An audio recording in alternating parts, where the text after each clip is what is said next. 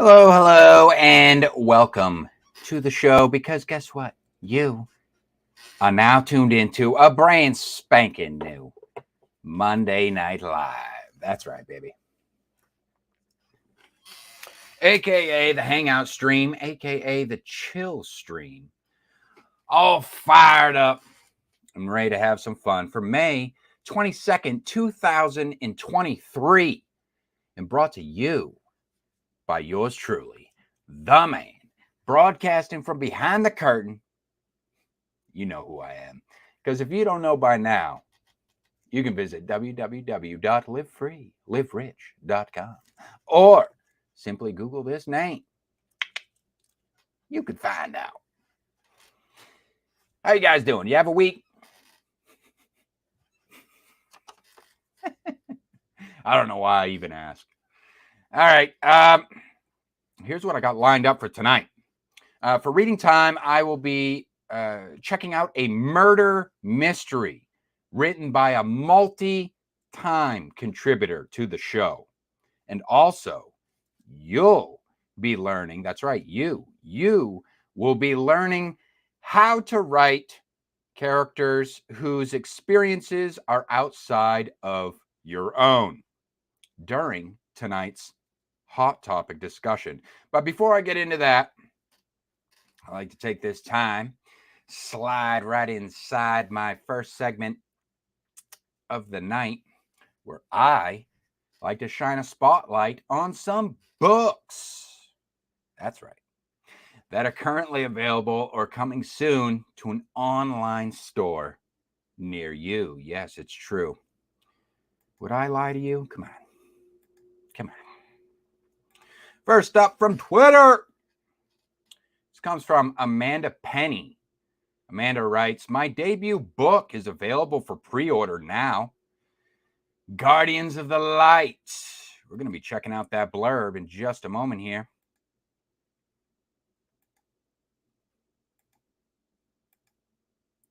For her book, Guardians of the Light, Rebirth by Amanda Penney.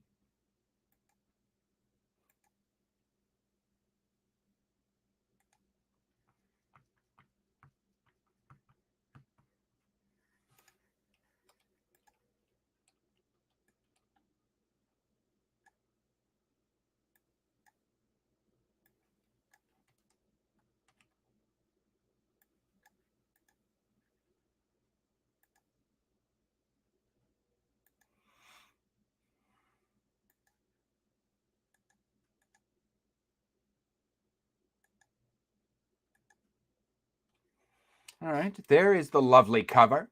Now let's check out the blurb. Ronan, Lillian, Sarah, and James have to work very hard to fight off the forces of the darkness. They are considered the children of the light, and they have very special abilities that help them in the war between light and dark. What will happen on their journey? What missions do they have to complete? Will darkness reign or will light reign? Sarah and Lillian do not yet know of their capabilities and special gifts. Will they ever learn about this? Will they ever use their powers of light to fight darkness? Walk through light and darkness, face demons, werewolves, witches, warlocks, and vampires in this supernatural adventure. Learn about Lillian's history, about Sarah's past, and all of their futures as they grow and progress throughout the book. 140 pages. No categories on this one, but I'm going to assume maybe paranormal fantasy.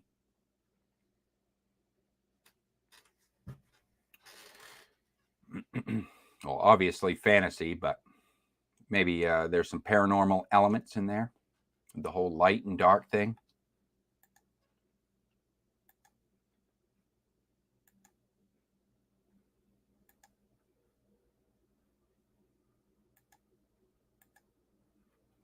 See who's up next.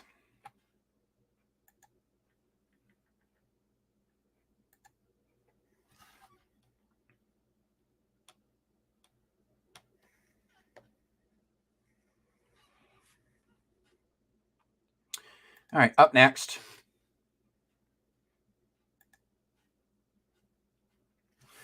Up next from Hunter 5. Just shares a link to his book. Says, my first officially published novel. Oh, first timer here. Congratulations on seeing your project all the way through to the end.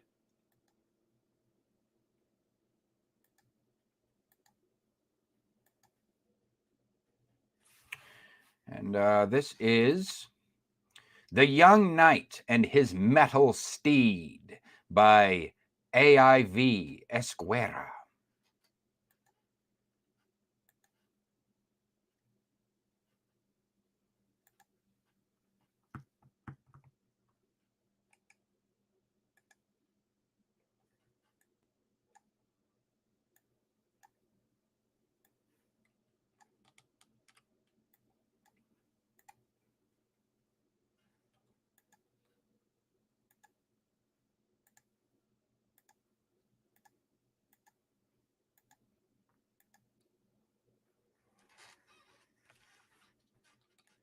All right, first timer. Let's hear that blurb. A seemingly simple protection job alerts the existence of a shadowy conspiracy. The year is 2030. The world is divided into supranational unions, yet they don't control all nation states, inviting an acceptable quantity of wars for mercenaries to find. This was the result of an alien ship crashing into the Democratic Republic of Afghanistan in the year of 1985, with the supranational unions born from a world war from 1989 to 1991 that saw the use of nuclear weapons. The mercenary group Iron Dutchman Services, after another pay cut due to the damage wrought from their last job, takes up a job offer from the Foreign Intelligence Service of the new United Nations to go to Japan to secretly protect Mariah Hoshikawa, a teenage corporate heiress. One member, Taru Ganji, 17 years old, uses his job as an opportunity to figure out his past, as Mariah has a similar upbringing, growing up in a country with different physical features from its inhabitants. The risk comes in acting like a normal teenager, something Taru never learned to do, as he learned how to use a gun at the age of 10. However, shadowy forces intend on using Mariah for their own ends. They employ a man that made Taru what he is today to kidnap her, having him work with the OVR, Foreign Intelligence Agency of the Eurasian Sardom. This will complicate Taru's mission, as many now have an interest with a teenage girl, putting the fate of the world at risk. It's quite a long blurb. Seems like there's a lot going on there, too. Political intrigue, that's for sure. 468 pages in this suspense thriller.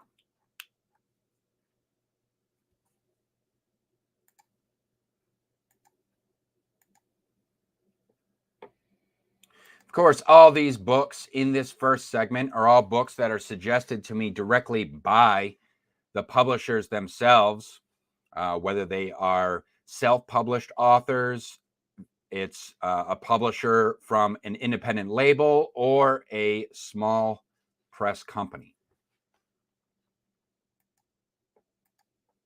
So we have up next from Alan Bales. Let's see. Dave says, Dave Barnes thinks he's seen everything until the threads of a grisly double murder investigation unwind an otherworldly secret. Ooh. An An otherworldly secret. Let's see what that's about. In Double Jeopardy, an intense science fiction thriller. It's part of the Mirror Wars, Book 1, by Alan Bales.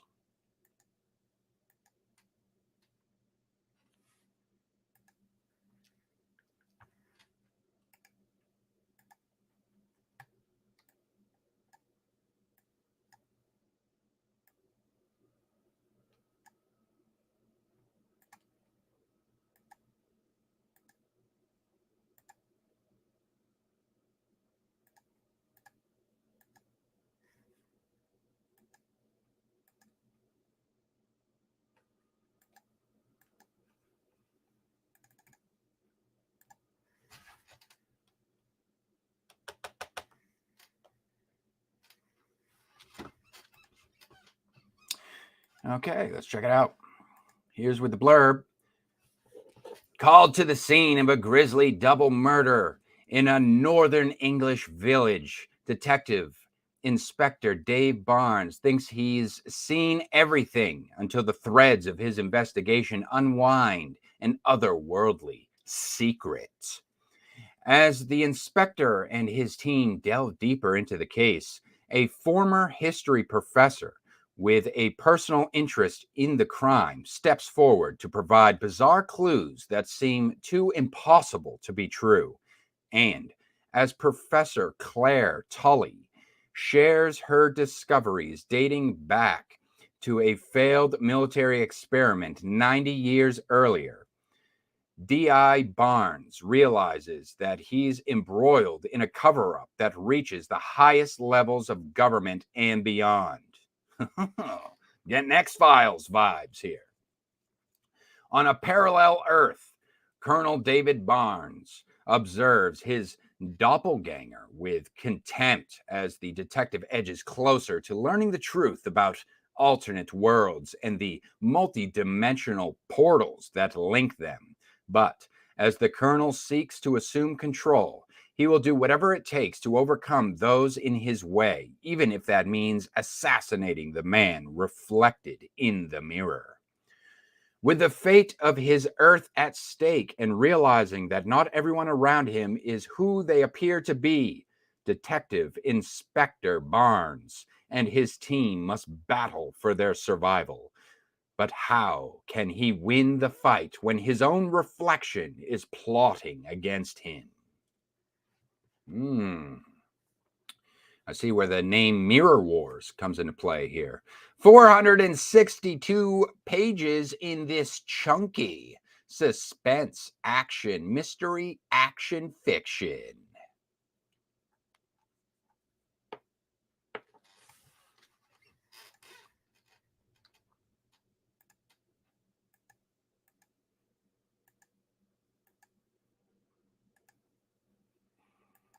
All right, one more book for you guys tonight.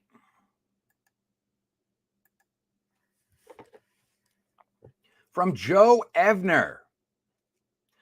Says, check out my second book, The Heart of Seras, The Elders, now an audiobook.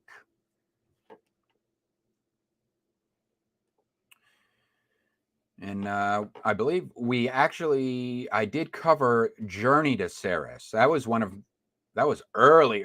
I think that was in one of the early episodes of the live stream. I covered that one. So now let's check out the next book in the series.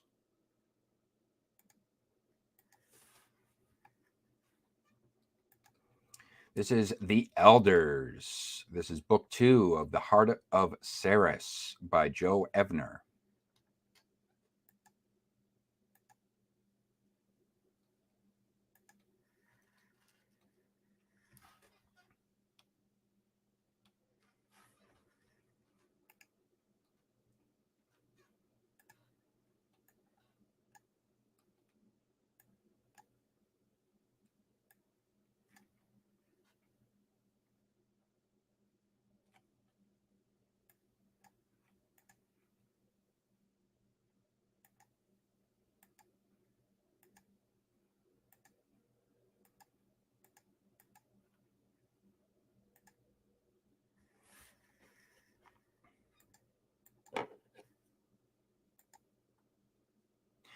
Julie Ayers' freshman year of high school ended horribly. Now Marcus Campbell must try to convince her to return to Seras to learn the secrets of Seras from the mysterious immortal Rhetoric Bobo. Going back to Seras is the last thing on Julie's mind. She wants no part of Seras or her teacher. What secrets does Rhetoric Bobo have to tell? Who were the elders known as the Five Lions of God? Why is Julie Ayers the chosen savior of Seras? Only returning to the dreaded dimension will answer these questions and more for Julie. Can she bring herself to forgive Marcus and return to Seras? The future of Seras and Earth depends on it. Yeah, Julie. I mean, only 2 alternate dimensions depend on it. Stop being stubborn, Julie. Come on. 236 pages of fantasy, literature, and fiction.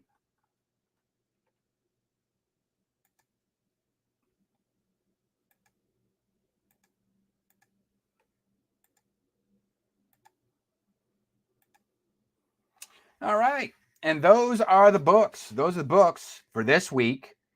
And for those of you who already know what the deal is, you can head on over to the community tab, or if you're watching this, on the replay, the poll should already be up there. You can head on over to the community tab where I post a poll, and you can vote for which one out of those 4 books you thought had the most text appeal. That's right. In other words, which one out of those 4 books would you be most likely to pick? And if you would like to discover more from the independent market, you can head on over to my shorts tab or my playlist tab, and you can open yourself up some mystery packs. Inside each mystery pack is a cover card that reveals a book from the independent market that was recognized by the Live Free, Live Rich network. And in the description section of those videos, there's a link to an editorial written on that book by yours truly.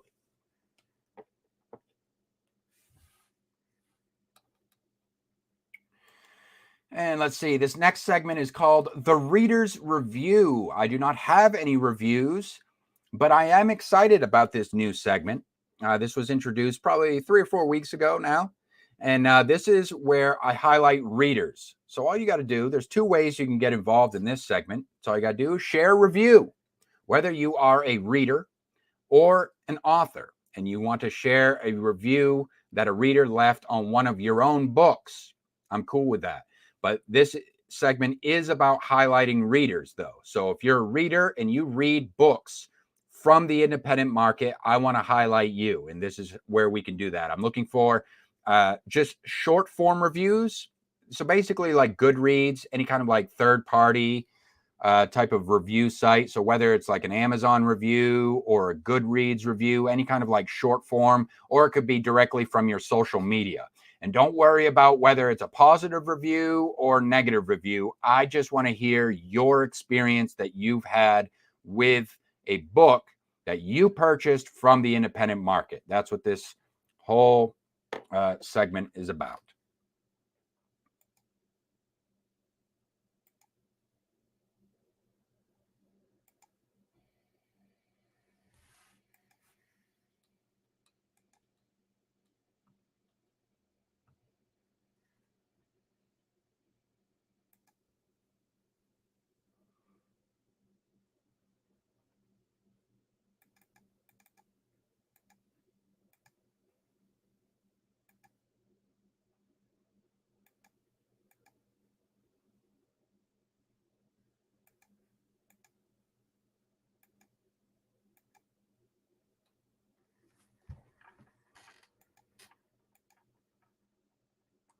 All right, so how can you share your links? Let's get in some announcements. First thing first, where do you share these links? Well, first and foremost, I'll let you know if you follow me on any of my social media. My DMs are always open. You can direct message me links. Also on Twitter, I always do 3 times a week. I do promos for this show. where I do like highlight clips or something like that, like a short, like highlight reel type deal. And I share that 3 times a week on Twitter. And those are 3 opportunities where you can kind of get involved on the writer's lift. It's, it's supposed to be for engagement, boost engagement, and seek out people who are interactive on social media and try to get some interaction from people. And you can share your links there. Another way, where you can share your links anytime, is I have 2 group servers here, the Gilded and the Discord server. So the Gilded server and the Discord server is basically just, like I said, they're just group servers where you can join them. The links to those are always in the show notes down below. It's an open invitation. Anyone can join. And it's pretty laxadacious. There's no like rules or anything. There's no like hardcore rules or anything like that. It's really not about that. It's really just about people who would like to have a direct line of connection with myself and stay on the up and up with what's going on with the show. And also a place where you can kind of just log in at your leisure and share links with me that I can then turn around and add to the queue, because I like to plan these shows out ahead of time for you guys. So if you got anything coming up, there's multiple ways. I try to make this show as accessible for a wide range of different types of artists and authors and writers out there. People like to contribute. People like to collaborate in different types of ways based on their comfort level. And I understand that. Not social media is for everyone. So it's kind of more of a discreet way to kind of share your links with me and keep me on the up and up with what's going on with you and your projects.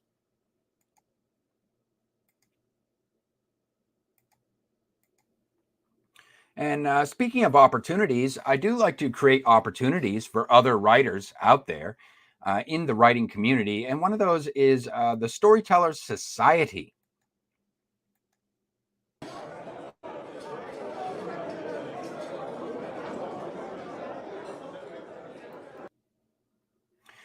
The Storyteller Society is a kind of public collaborative project that I launched on the eve of 2022. What I'm looking for is flash fiction for this project. That is fiction between 500 to 2,000 words, and it can be any genre. Based on how I market this work, it really doesn't matter what the genre is. This is not like an anthology project. This is not a commercial project. This is just something that I run out of my blog, and it's just another way of being able to kind of collaborate, create an opportunity to collaborate with my peers. And for those maybe aspiring authors out there who have yet to have any of their work published anywhere online, this can be an opportunity for you, or for published authors who are just looking to kind of expand their portfolio. And this is also kind of an opportunity for you to kind of build a peer-to-peer relationship with yours truly. So the details, some of the details on this. So it's a non-exclusive agreement. This isn't something that I make money from. This isn't a commercial product that I'm selling here. This is just something run through my blog. So if you submit a piece of work, this can be a piece of work that you actually have published elsewhere. So long as you own the copyright to it and you can grant me permission to republish it through my blog. That's one of the requirements. And if approved, then you will effectively book yourself a room at the Hotel Del SS, where all the members of the Storyteller Society stay. And from that point on, your job is pretty much done. I mean, you can contribute multiple times, and each individual contribution that gets approved, you kind of get a little marketing juice, if you will, for your other works, your brand, whatever. You can include an author bio, that sort of thing.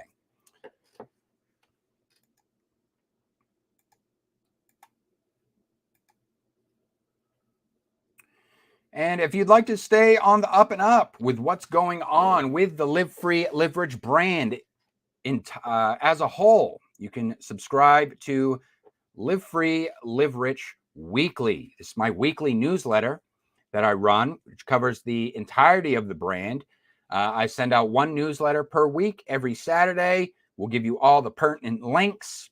I'm thinking about maybe expanding this into like having exclusive offers and stuff like that.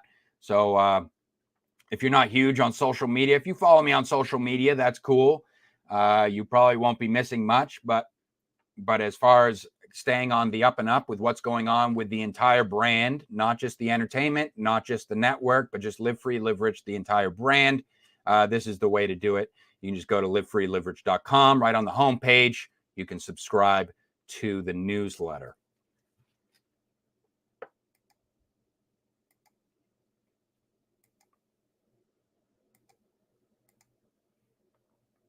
And last but not least, this announcements segment is not just all about what's going on with me and my projects, but feel free to share some news with me. I have, if you join one of the group servers, there's all these different channels where you can share like various links. So some things, for instance, like some type of news that you can share with me is if you do like crowdfunding projects. I've covered quite a few crowdfunding projects. I always think those are fun to cover.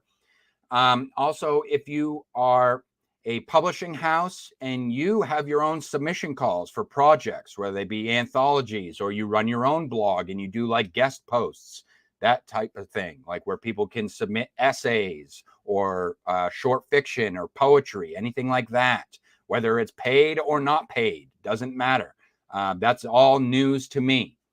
It's all newsworthy as far as that goes. So feel free to share links to any of those projects that you may have with me, and I am more than willing to share it during a future live stream. Making good time tonight. Let's keep it rolling right into the next segment, reading time. Reading time is just what the segment, the title of the segment suggests. This is where you share a link with me from a piece of writing from your own blog, whether it's poetry, flash fiction, an essay, an editorial. And it doesn't have to be from your own website. It could be a third-party website like medium.com, Royal Roads, Kindle Vella, Wattpad even.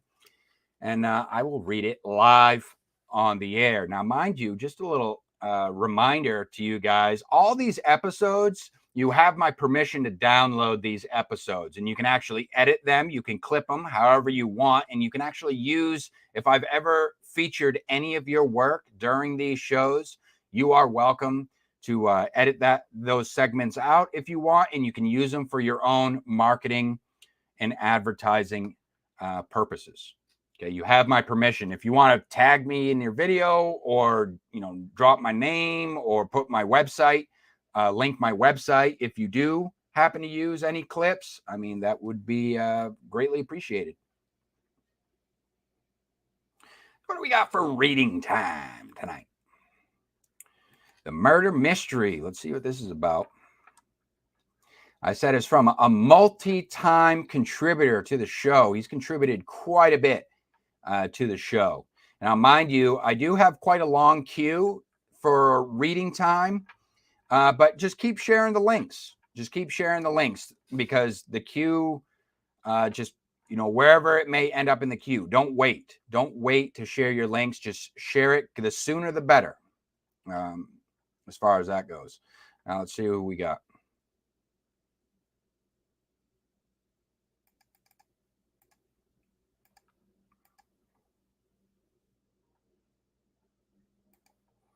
Like I said, multi-time contributor, a man who I enjoy saying his name, comes from Vincent Van Zandvoort. That's right.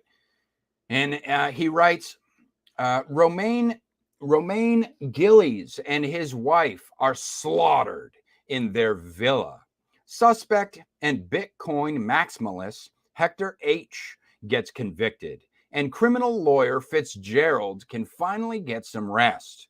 Then disaster strikes. Will the two detectives, Burtons and Porth, solve the case?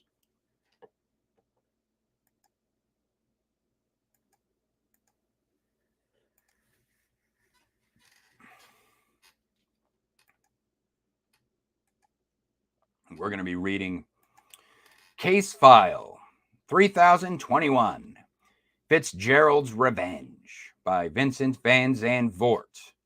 And this comes via his buymeacoffee.com/VincentVanZand1 website.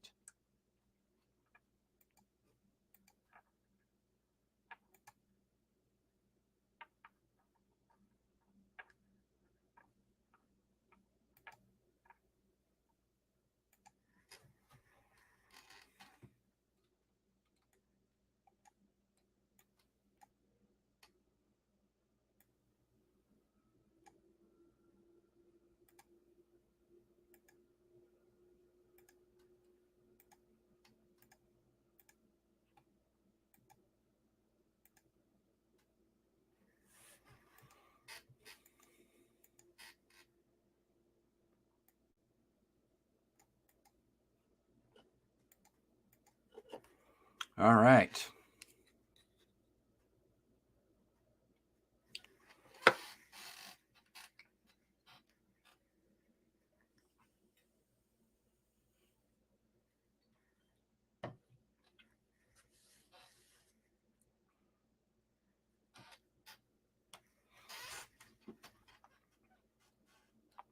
All well.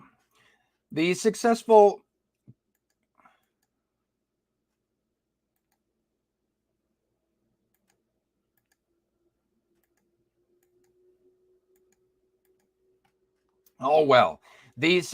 criminal lawyer Thomas Fitzgerald is finally done with the case that kept him very busy, also on a personal level.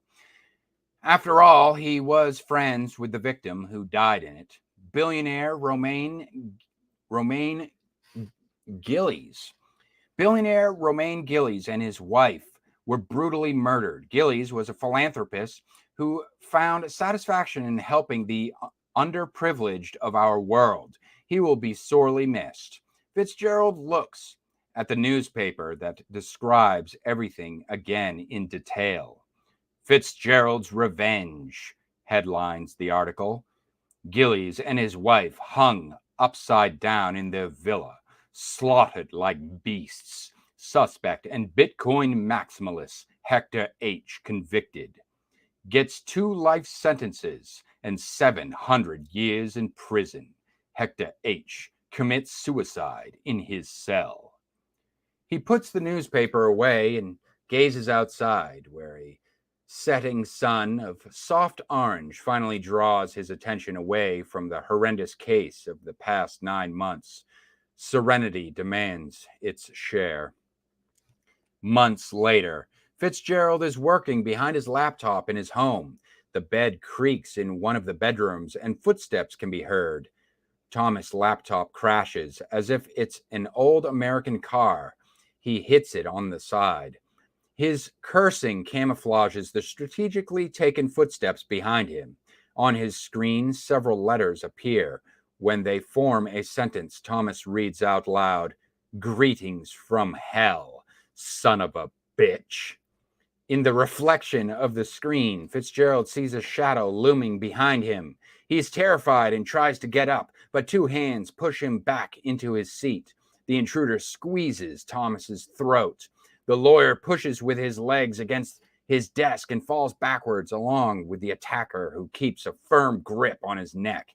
In a panic, he tries to break free, scratches his assailant's hands open, but it's too late. The world rapidly fades before his eyes, as if life escapes him.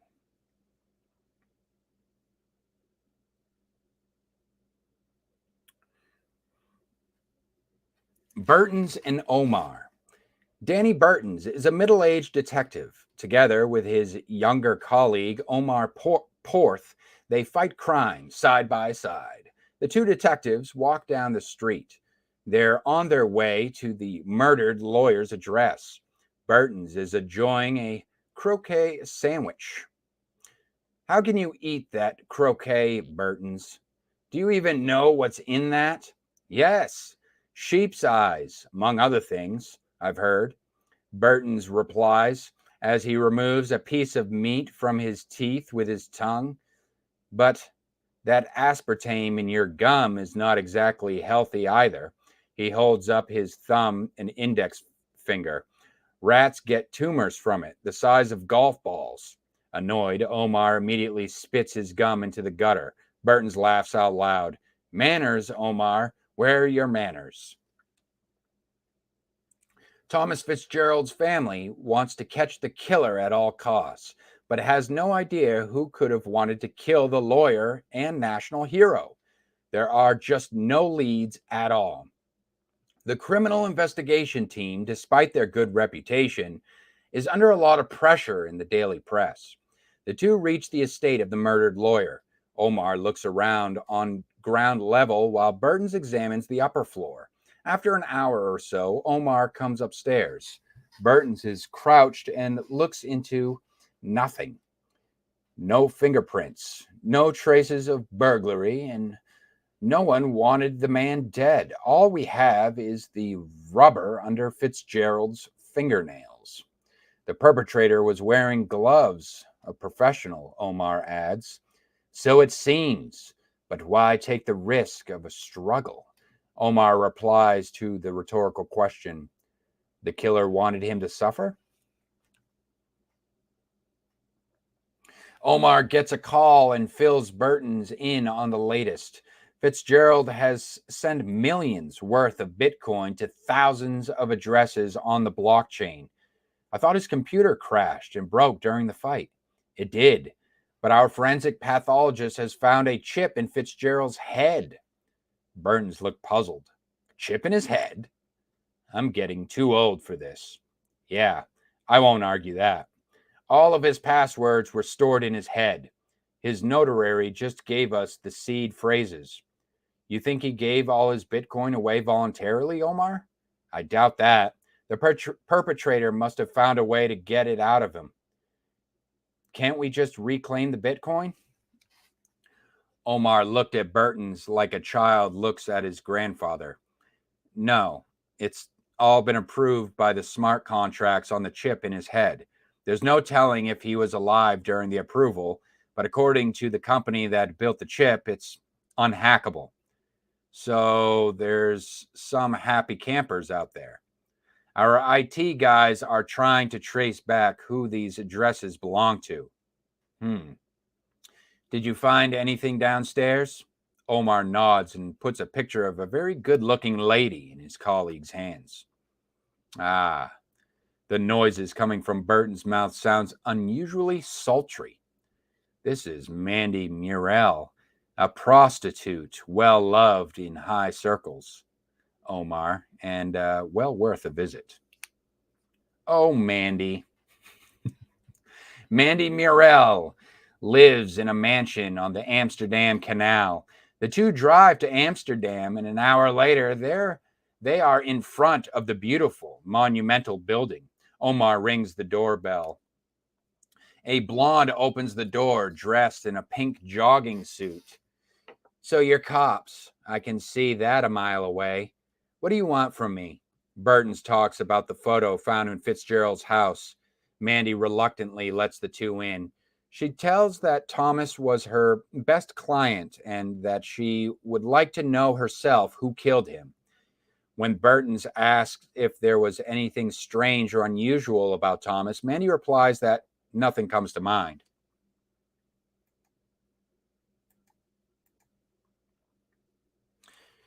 The only unusual thing she can think of is that Thomas has had a threesome with her more than once. A ménage à trois? Burton's asks as he slowly leans forward.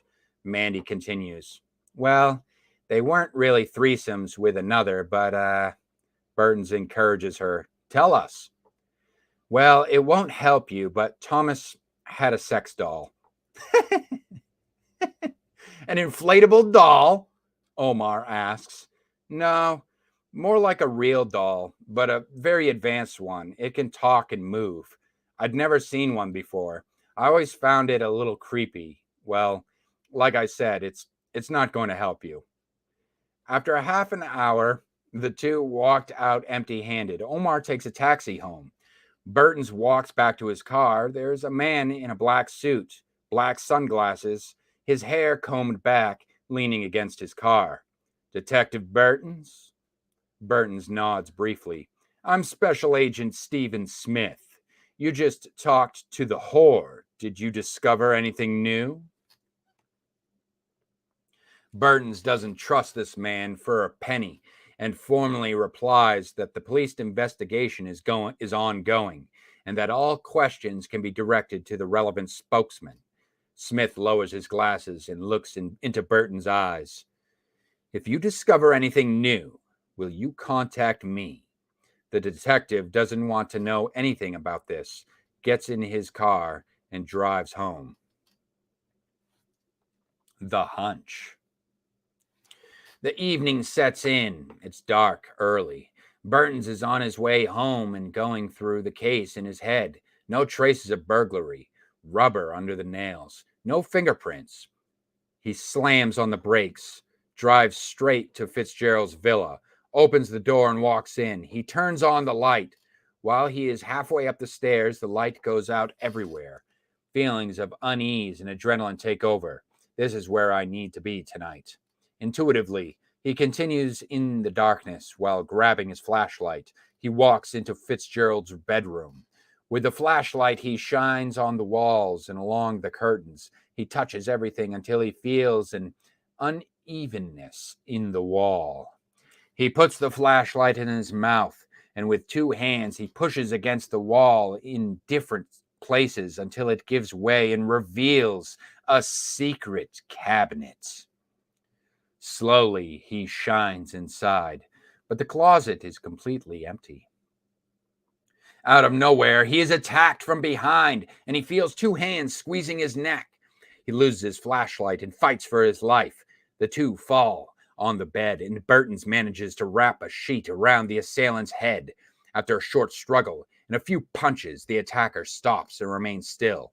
In the villa, the light spontaneously pops on. Burtons removes the sheet. As he expected, he sees that the attacker is a real-life doll.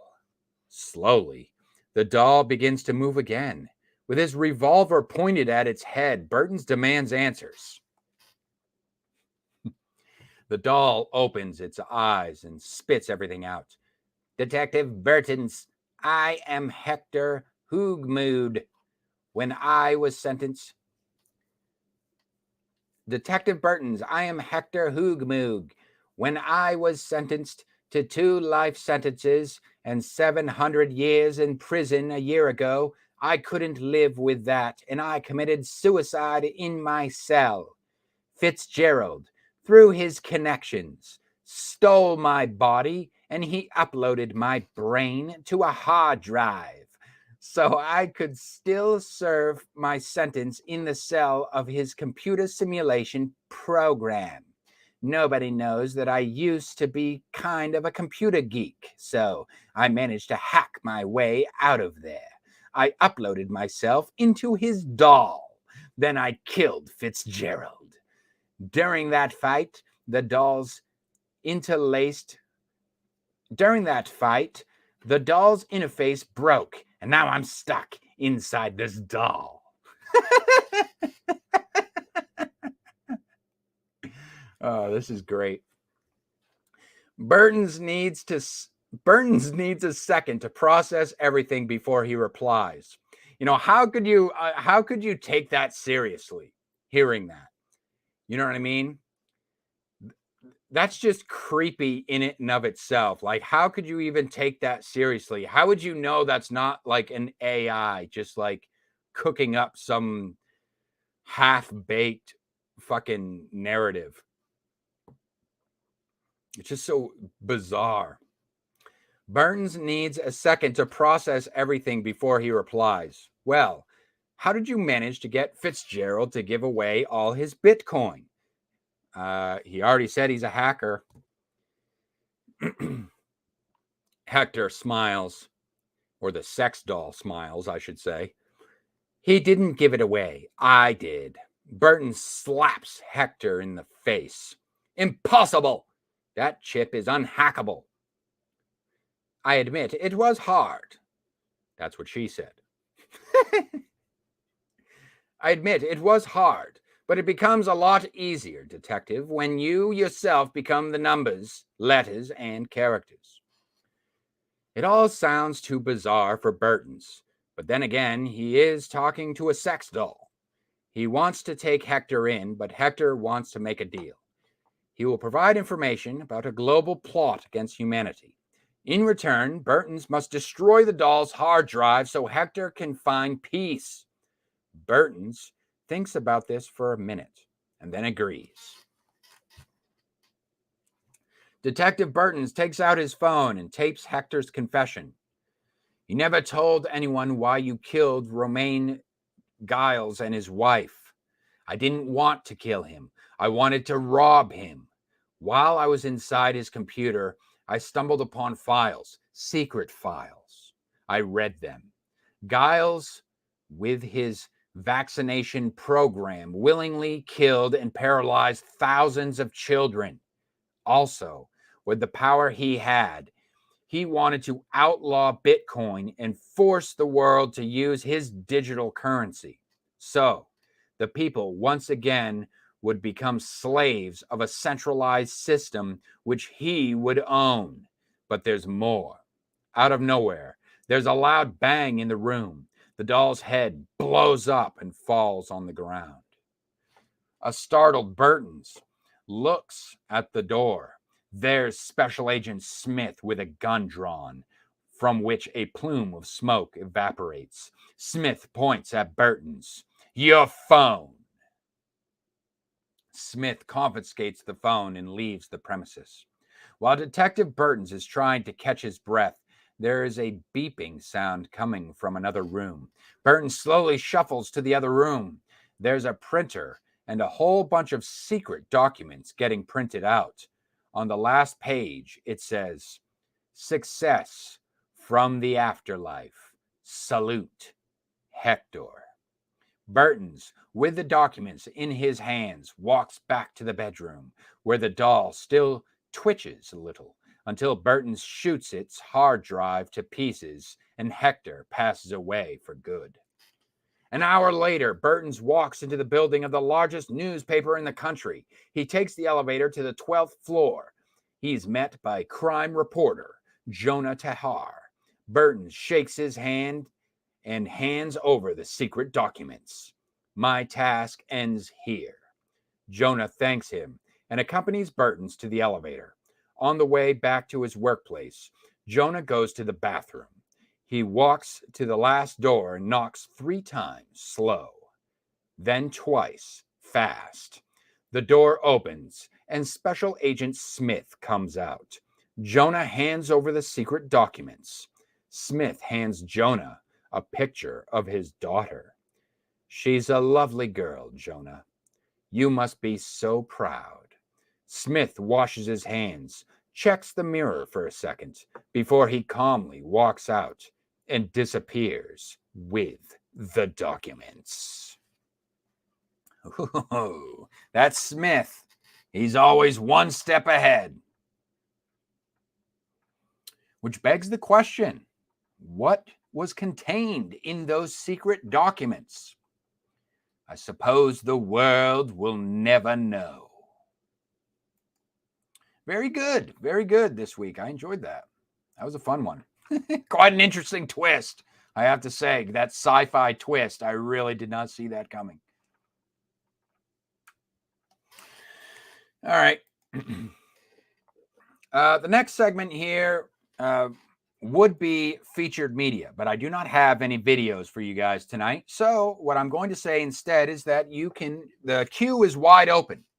So if you want to share some media with me, this by video, I usually say videos, but it could just be an audio as well. Like say there's no video, it's just an audio. So it's just sharing your media.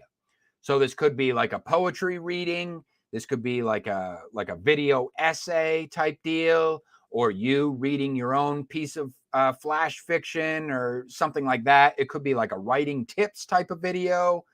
Anything that you think might fit into the show, you can just go ahead, share it. When in doubt, just share a link with me, and then I'll decide whether or not it's something that I can work into the show.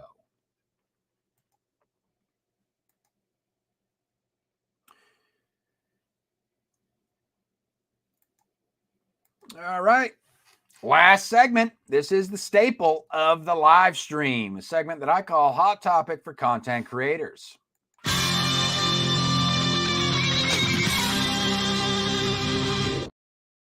Yes, Hot Topic for Content Creators. This is where I pitch a hot topic to you guys. You guys turn around if you feel so inclined, and you create your own video on said topic.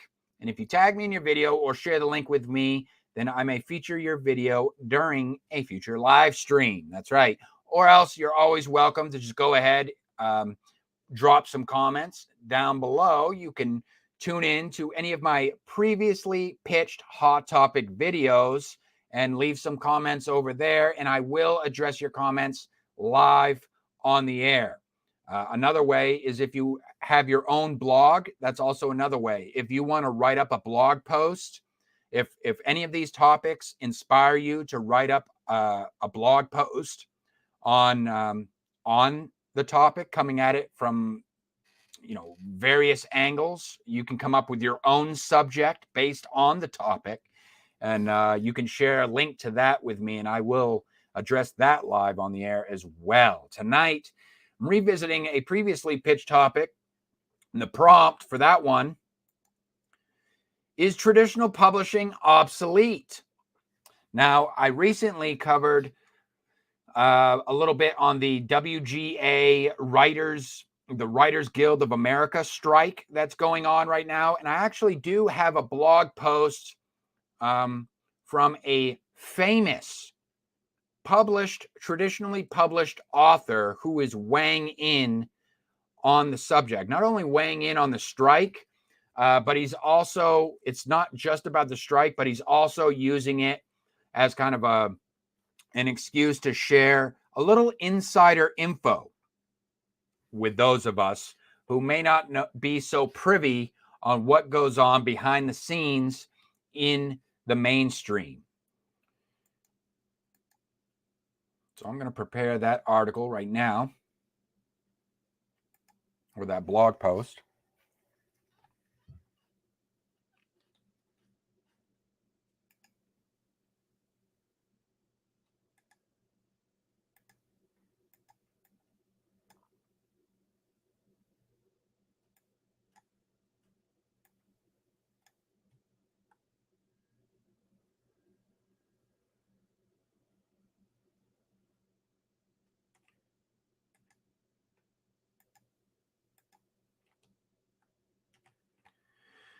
All right.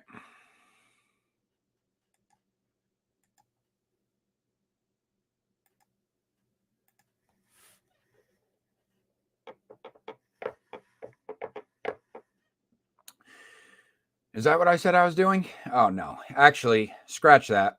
I take all that back. We're not doing that one tonight. My bad. Tonight we are doing representation in fiction. That's the one we're doing.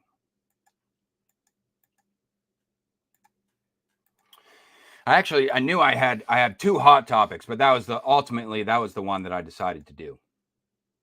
So tonight we're doing representation in fiction. That's right. Representation and fiction. And this is where you guys, you are going to learn how to write characters whose experiences are outside of your own. Now, I'm not going to be the one teaching you. Actually, the one teaching you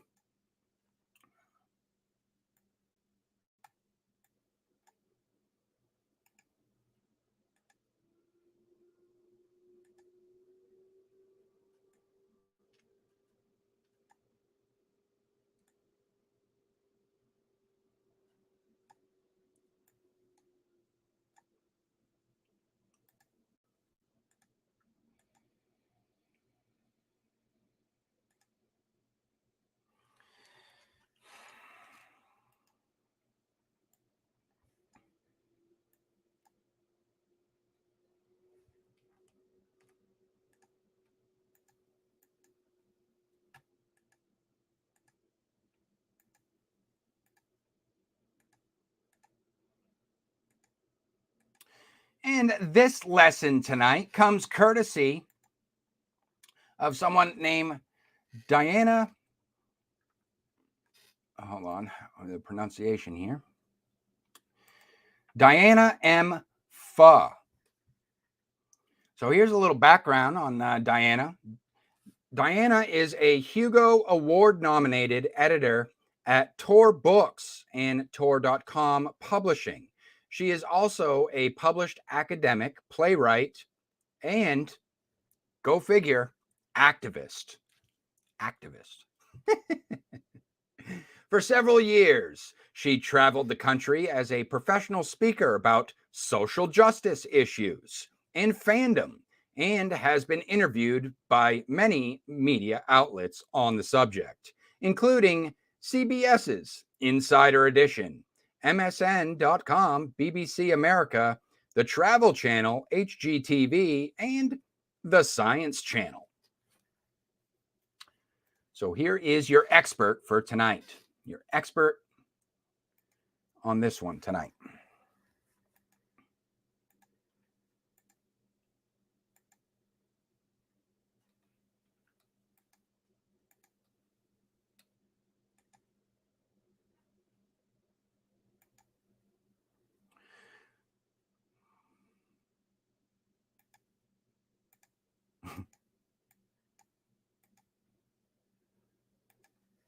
All right, and we have the article here. This article,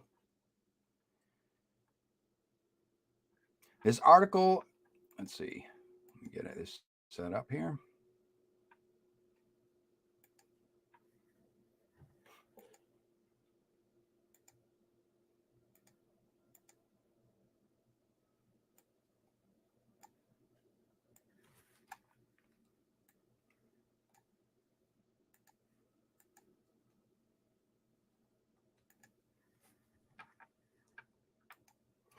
So this article originally appeared in the February 2019 edition of the Writer's Digest. Let's just take a quick peek at some of those. Let's just take a quick peek and see what was going on with the Writer's Digest, February of 2019. We have, check out the headlines. Discover your voice. It says, diverse, how to write diverse, authentic characters. That's what we're going to be talking about tonight. And then we also have headlines, hook your reader with third-person POV. All right. That one sounds okay. And then we also have the new landscape of LGBTQ literature. I don't know what the hell LGBTQ literature is, but I don't know. Cassandra Clare graces us with on the cover. Graces the cover of this magazine. Cassandra Clare, the YA sensation, unveils the practical magic behind her Shadow Hunters series. And then down at the bottom here, says use psychology to keep readers flipping pages. Oh, that sounds intriguing. All right, let's get into the article, shall we?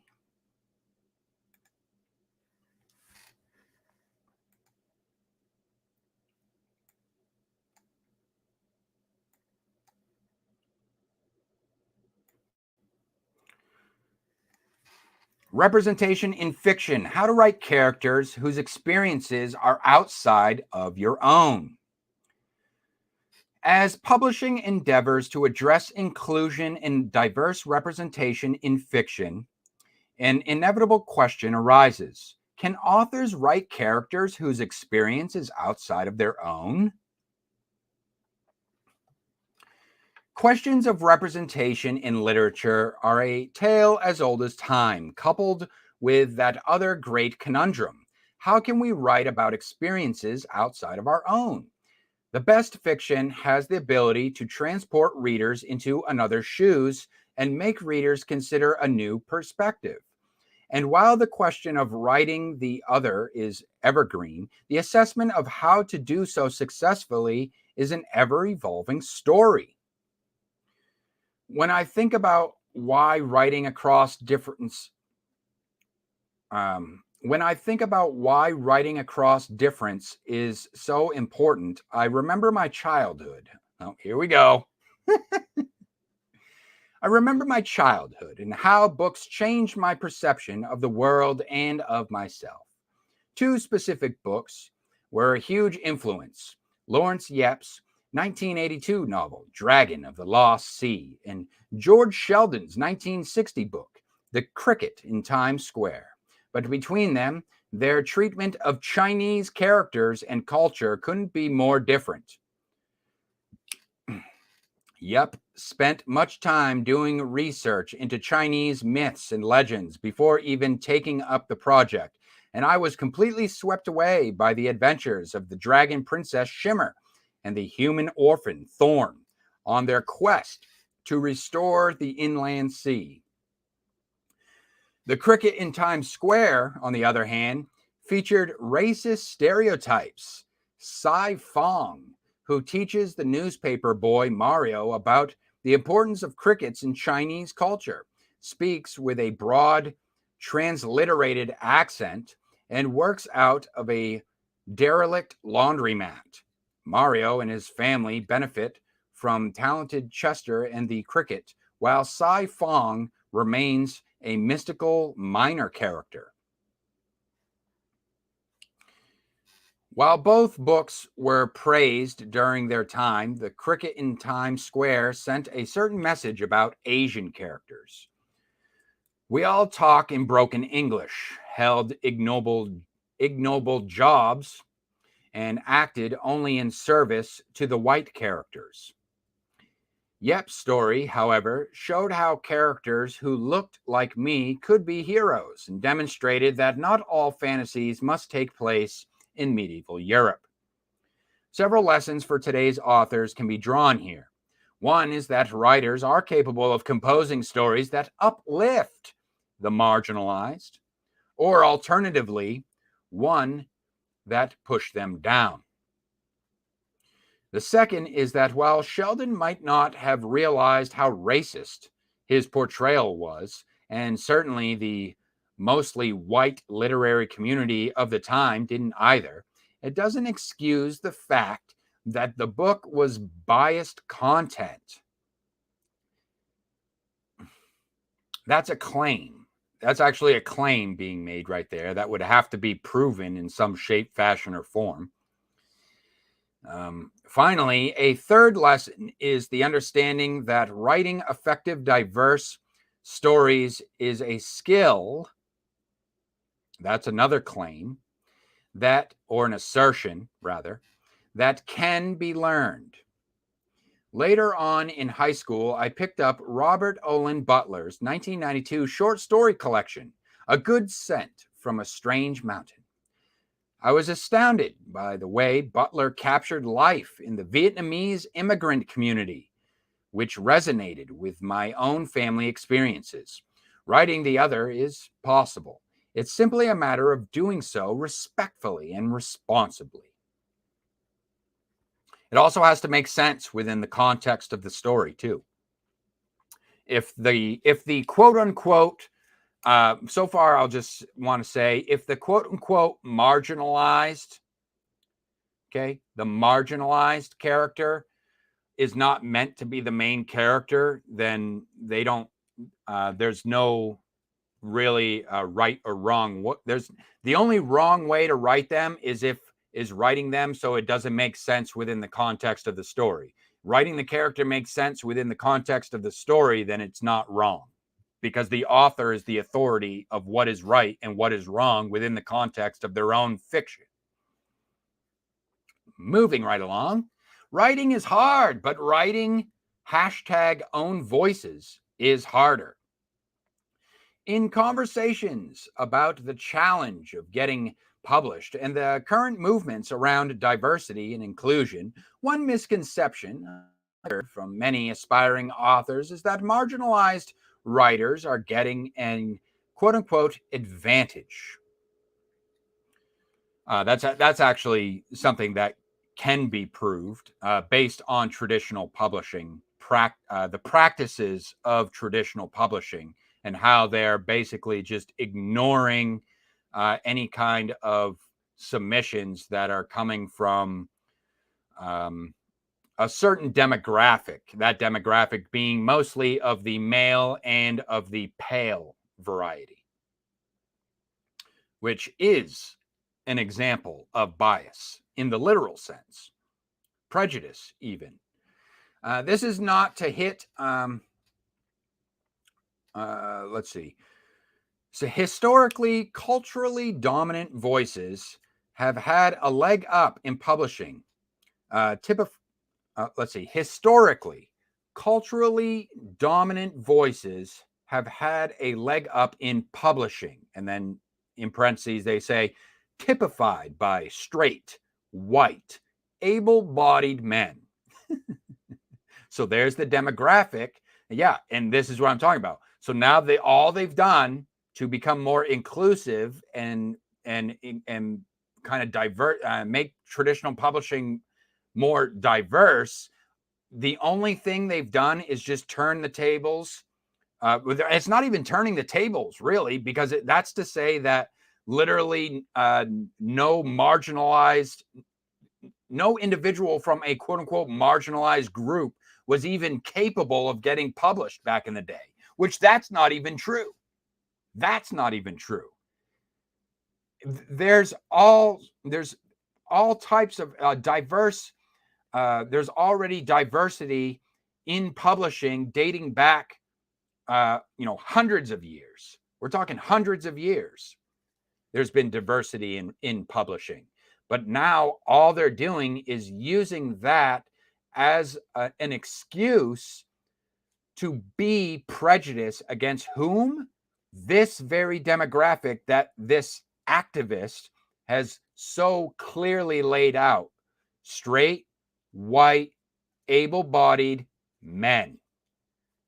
In recognition of that imbalance, it's true that publishers are working hard to right the ship by supporting more books by diverse writers.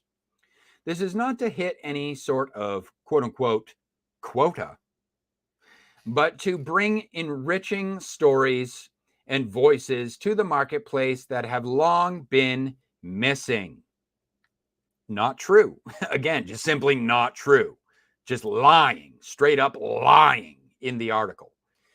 For example, Angie Thomas's 2017 novel, The Hate You Give, has a powerful take on police brutality, made more so from being written by a Black woman affected by this violence.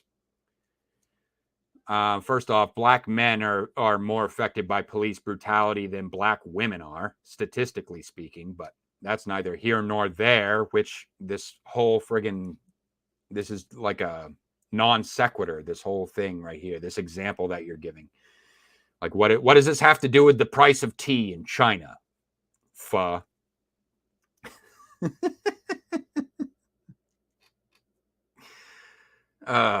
Representation. All right. The hashtag own voices has been used online to elevate stories about underrepresented communities as told by writers in those communities. Despite recent efforts, statistics still show that hashtag own voices stories are being left behind in the industry. I wonder why. Probably because they're not profitable. And if you understand anything about traditional publishing, first and foremost, they're corporations, which means the bottom line is the most important thing, first and foremost. And it's kind of hard to see how any of these stupid SJW based stories, it's preconceived notions, based on preconceived notions, would even sell. You're assuming that people are stupid enough to buy in to the propaganda. It's a misunderstanding to think that marginalized authors have a sudden advantage because diversity is trendy. To take some recent numbers from children's literature, according to the Cooperative Children's Book Center annual survey, multicultural content increased from 28% in 2017 to 31% in 2018. But the number of Black, Native, and Latin writers only increased from 6% to 7%. This means that publishers are choosing to publish more white authors who write multicultural content than writers of color. More evidence can be found in, why don't they just say white women? You can't say white women because they're not publishing the white men. They actually have it's actually an initiative to not publish white men, as mentioned earlier in the article. So just say it's white women, probably white liberal women, if you're going to be more on point with it. So let me add that little edit in there. This means that publishers are choosing to publish more white liberal women authors who write multicultural content than writers of color. There you go. Fixed it for you. More evidence can be found in the genres I edit: science fiction and fantasy. Fireside Fiction magazine has done extensive work in recording the lack of Black writers published in short fiction in their 2016 #BlackSpecFic report, and has been corroborated by FIYAH magazine's Presence of Blackness, POB for short, score report of 2018. They love their demographics, dude. Everything's about identity. Everything's about identity politics, demographics. At what point are we going to get to talking about stories? Talking about, I came here to learn, right? You're supposed to be the expert. You're over here talking about activism. When do we get to the part where you educate us on how we can write characters whose experiences do not reflect our own? I'm waiting for you to get to that part. We getting to that part at some point? Come on. I'm losing patience with you, fucking get to the point. On top of institutional challenges, underrepresented writers face cultural challenges as well. I don't give a shit. That has nothing to do with anything. I don't care about their personal problems. It sounds to me like you're trying to make other people's personal problems my issue. I don't care. Can we skip the activism, please? Blah, blah, blah, blah. All right, next headline. Next subheader in the article: Invader, Tourist, or Guest, a writer's guide to cultural difference. See, you could have skipped that whole friggin' preamble and just got right to the meat of the article here. Save all our time. Thanks, Fa. Bearing all that in mind, what kind of responsibility does a writer then shoulder? Bearing all what in mind? Your propaganda? Okay. Here we go. Okay, so you're talking about responsibility. So here's the opening thesis. This is the thesis of the article right here. Bearing all that in mind, your propaganda, aka, what kind of responsibility, whose responsibility is it, is what we're getting at here. She's insinuating. What kind of responsibility does a writer then shoulder when writing characters whose experience extends outside of their own identity? One ethical approach, keep in mind, we're talking about fiction here. One ethical approach has been described in Nisi Shaw's essay, Appropriate Cultural Appropriation, end quote. Shaw also co-wrote Writing the Other, the classic volume on this subject, with co-author Cynthia Ward. Shaw asks creators what mindset they have when looking to add other cultures or experiences to their work. Are they an, quote, invader, a, quote, tourist, or a, quote, guest? No, they're the author. They are the authority, as a matter of fact. Hence the word author. They are the authority. They're not any of those things. See, again, you are you are projecting things here, or you are injecting things into this conversation that have nothing to do with it. This is what is this? This is a logical fallacy here. This is a logical fallacy because it's none of the above. That's the answer. The answer is they are none of the above. They're not an invader, a tourist, or a guest. If the author chooses to add cultures, other cultures and experiences into their work that do not reflect that of their own quote unquote identity, they're the authority on that subject. It however it works within the context of their own fiction, period. There's no argument there. An invader, as the term implies, an invader. See, now you got what these are. Here's what this is. This is the little mind game that this the writer of this article is posing here. This activist, is talking about here. What's her first name again? Diana Pho. This is what Diana is talking about here. What Diana is proposing here is a straw man. This is called a straw man argument, okay? And this straw man comes in 3 flavors. We're going to learn about the invader straw man, the tourist straw man, and the guest straw man, okay?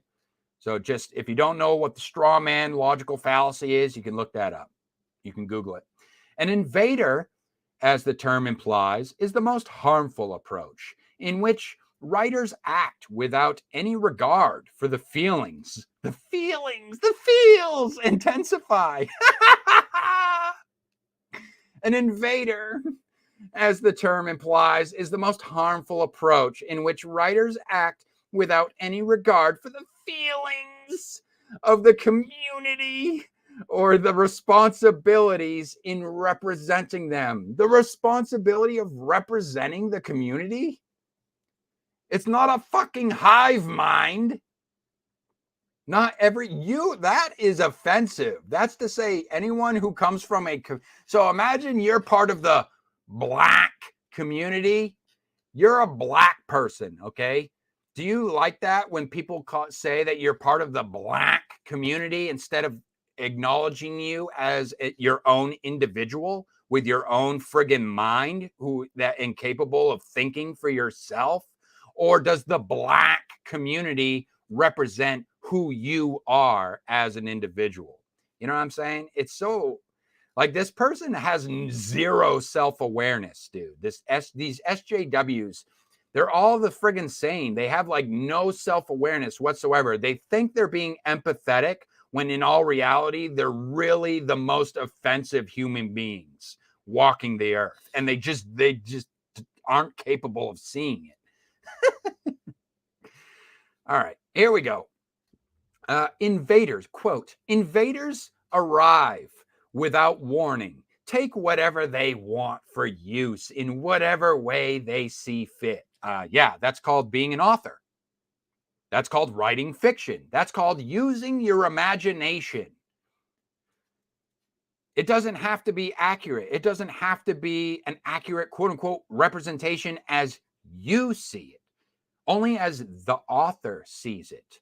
And it's based on their level of creativity to make whatever their imagination can come up with make sense within the context of their own story. I cannot continue to stress that enough.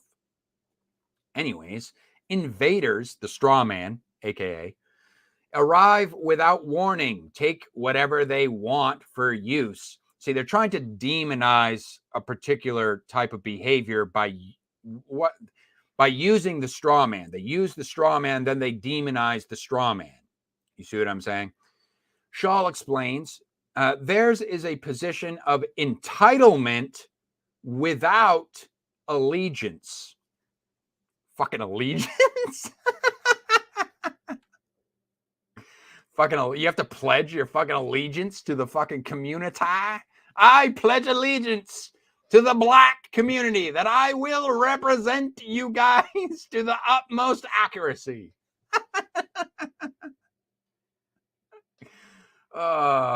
Examples of an invader mindset include cursory research focusing on what seems, quote unquote, exotic to your world building.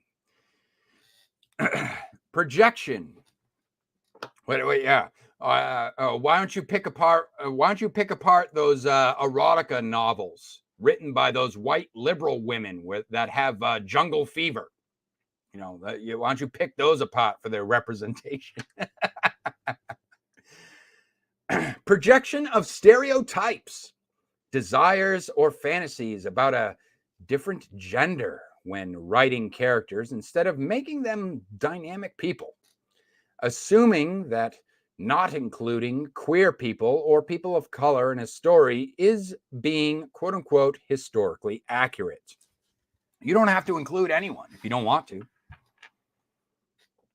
And it can be historically accurate for your fiction if it's meant to be. How about that? Stick it right in your pipe and smoke it. How do you like that one? Writers who act as tourists are a step up. Oh, we're going up in the hierarchy and in fuzz hierarchy here. This is a step up in Diana's hierarchy. Writers, can you believe this magazine would even publish this article? Like, this is a mainstream magazine. Can you even, like, what kind of a rag is this? This is like some BuzzFeed level. You want hierarchy? This article right here is some BuzzFeed level shit. This is trash. This is dross. Writers who act as tourists are a step up. No, you get you get a pat on the head from Diana for being a tourist and not an invader. Tourists acknowledge they are outsiders. Yes. They are outsiders, deeply interested and invested in learning more about the other. As this term also implies, however, tourists can act positively or negatively. Think immersive traveler Anthony Bourdain in Parts Unknown versus an undergrad on spring break in Cancun. A respectful tourist mindset embodies these qualities: an honest curiosity and willingness to learn. Yes, enrich me with your culture. Yes, and ability to ask questions from experts when help is needed. Yes, help me. Awareness that a writer should respect cultural boundaries and not impose their own biases. God forbid the author, the authority of their fiction, impose their own biases when creating their own work of art. How dare you? This is such a fun. This is I have to say, this is I'm getting a little bit of guilty pleasure from reading this trash article, I have to say. Ability to compensate the community. Whoa. What is this? Ability to compensate the community for their experiences, whether through financial means or meaningful, equal knowledge sharing. So now I have to dole out fucking reparations if I go and seek out professional help from communities. Okay. Experts, so-called individuals from the communities who are so-called experts. I now have to, like, all right. I mean, I guess that would be on a case-by-case basis. Like, if someone was like, all right, I'll work with you and you got to compensate me for my time. But first off, that implies that I would, I need to do that in the first place. I don't know. Anyways, realization that a story offers a visit to a new experience, but efforts are also made to boost the originators. Okay. A negative example of a tourist mindset would be going native. The assumption that one can instantly gain expertise through limited time or experience and showing such superficial knowledge off in a self-important way. Fuck you. Fuck you, Diana. According to Shaw, acting as a guest, being someone with insider knowledge, familiar connections, and trust is a level of authenticity and craft a writer can strive for, but is a status that must be given to them by the community they wish to represent.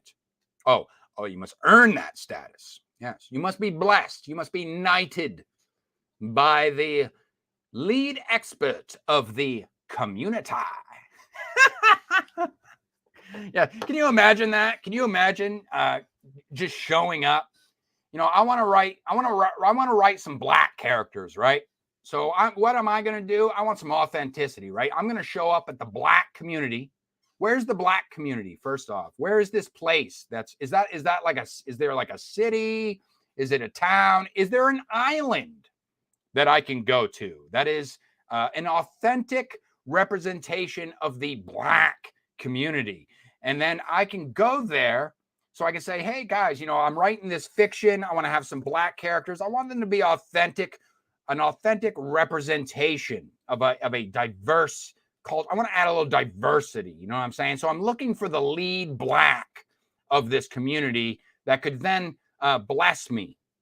And we can go through a ritual, however we got to do it, and they can bless me so that I can then become an authorial voice for the black community. Could someone point me in the direction of the leading black of your community who has that power to grant authorial voice to a white man such as myself? It's fucking absurd, dude. These people are out to lunch. These people are so out to lunch, man. Fuck.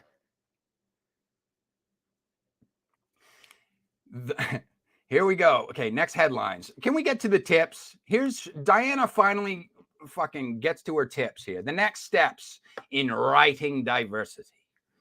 After examining the different approaches as described by Shaw, here are some follow-up actions I'd recommend based on my editorial experience. Number 1, know yourself and your limitations. That's right, bigots. Recognize your privilege, bigots. Being able to effectively write from the experience of others requires more than just strong ability, but also a level of awareness. A little tongue in cheek there, I see. Awareness. But also a level of awareness about yourself and your role as a storyteller. As Daniel Jose Older acknowledges in his essay, 12 Fundamentals of Writing the Other and the Self, it's a writer's job to enter into someone else's head. But can writers take ownership of the stories and experiences of another in the process? Would doing so help enrich the reading experience, or would it be considered a type of theft? Older suggests that writers ask themselves, why do you feel it falls to you to write someone else's story? Who are you to write someone else's story? Why do you have the right? Oh, they do say the right. I jumped the gun on that one. Why do you have the right to take on another's voice? Who gave you permission to speak, Whitey? And should you do this? Especially considering the statistics mentioned earlier, it's important to consider what socio-political advantages. Yep, here we go. Privilege. Privilege intensifies. Especially consider the statistics mentioned earlier. It's important to consider what socio-political advantages you may possess and how your story might overshadow or limit opportunities for marginalized communities. Oh, you want a project? You want to chase your dream? Put it on the back burner and wait in line, Whitey, because there's plenty of marginalized people out there that need to get a chance before you do. What happened to YOLO? Remember when YOLO was a thing? I thought we only got one life to live. Why am I going to wait until more marginalized people, they can mind their own business? That's their responsibility. They want to get published. They want to write their story. Let them worry about it. I'm worried about my business. What happened to just minding your own business? Don't worry about my business, lady. See, right out the gates, you're all out of order. But, that's a female activist for you. You're out of order from the get-go. So I won't, that's neither here nor there. Number 2, do your research. Then do research on your research. That's right. This is a quick tip, just the tip. Research is key, but how you research even more so. Look at your sources and consider whether they hold any possible bias.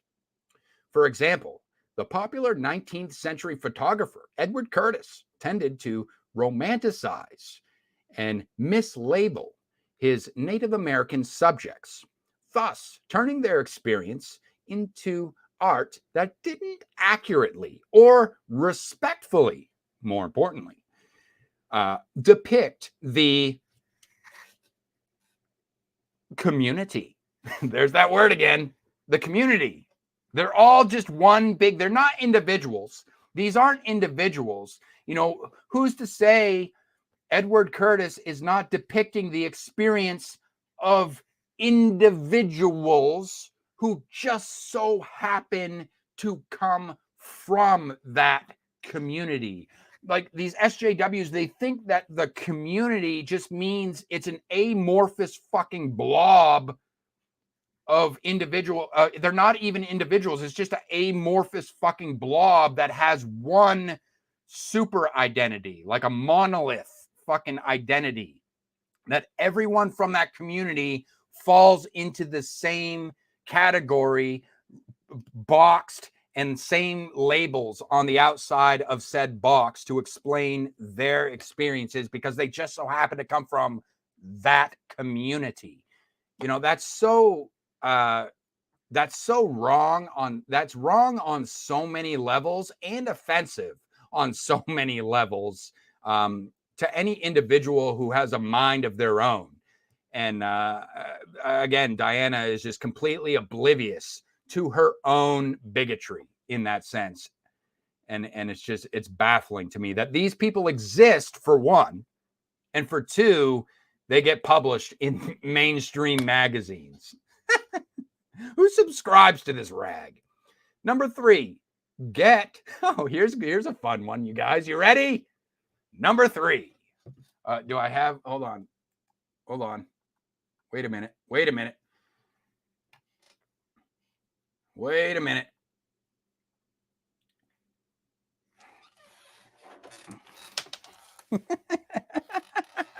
I'm having more fun than I deserve with this piece of crap article.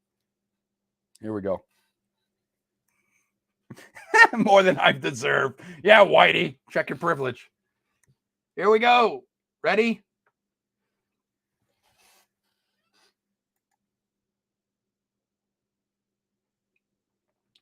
Drum roll, please.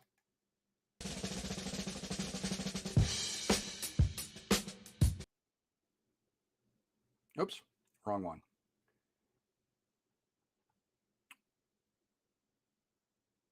Oh, I didn't upload my drum roll. God damn it. Whatever. Number 3, get some sensitivity readers.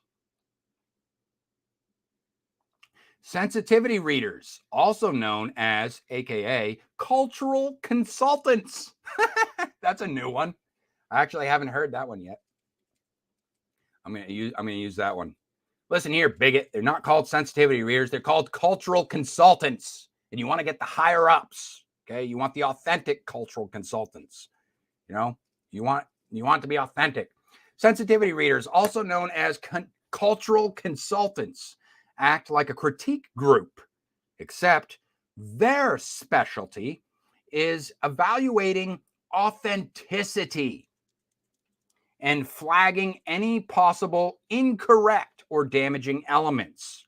Yes, can you imagine that? I'm going to start doing that. I'm going to be a sensitivity reader for whiteys out there. What's the demographic they laid out? Here we go.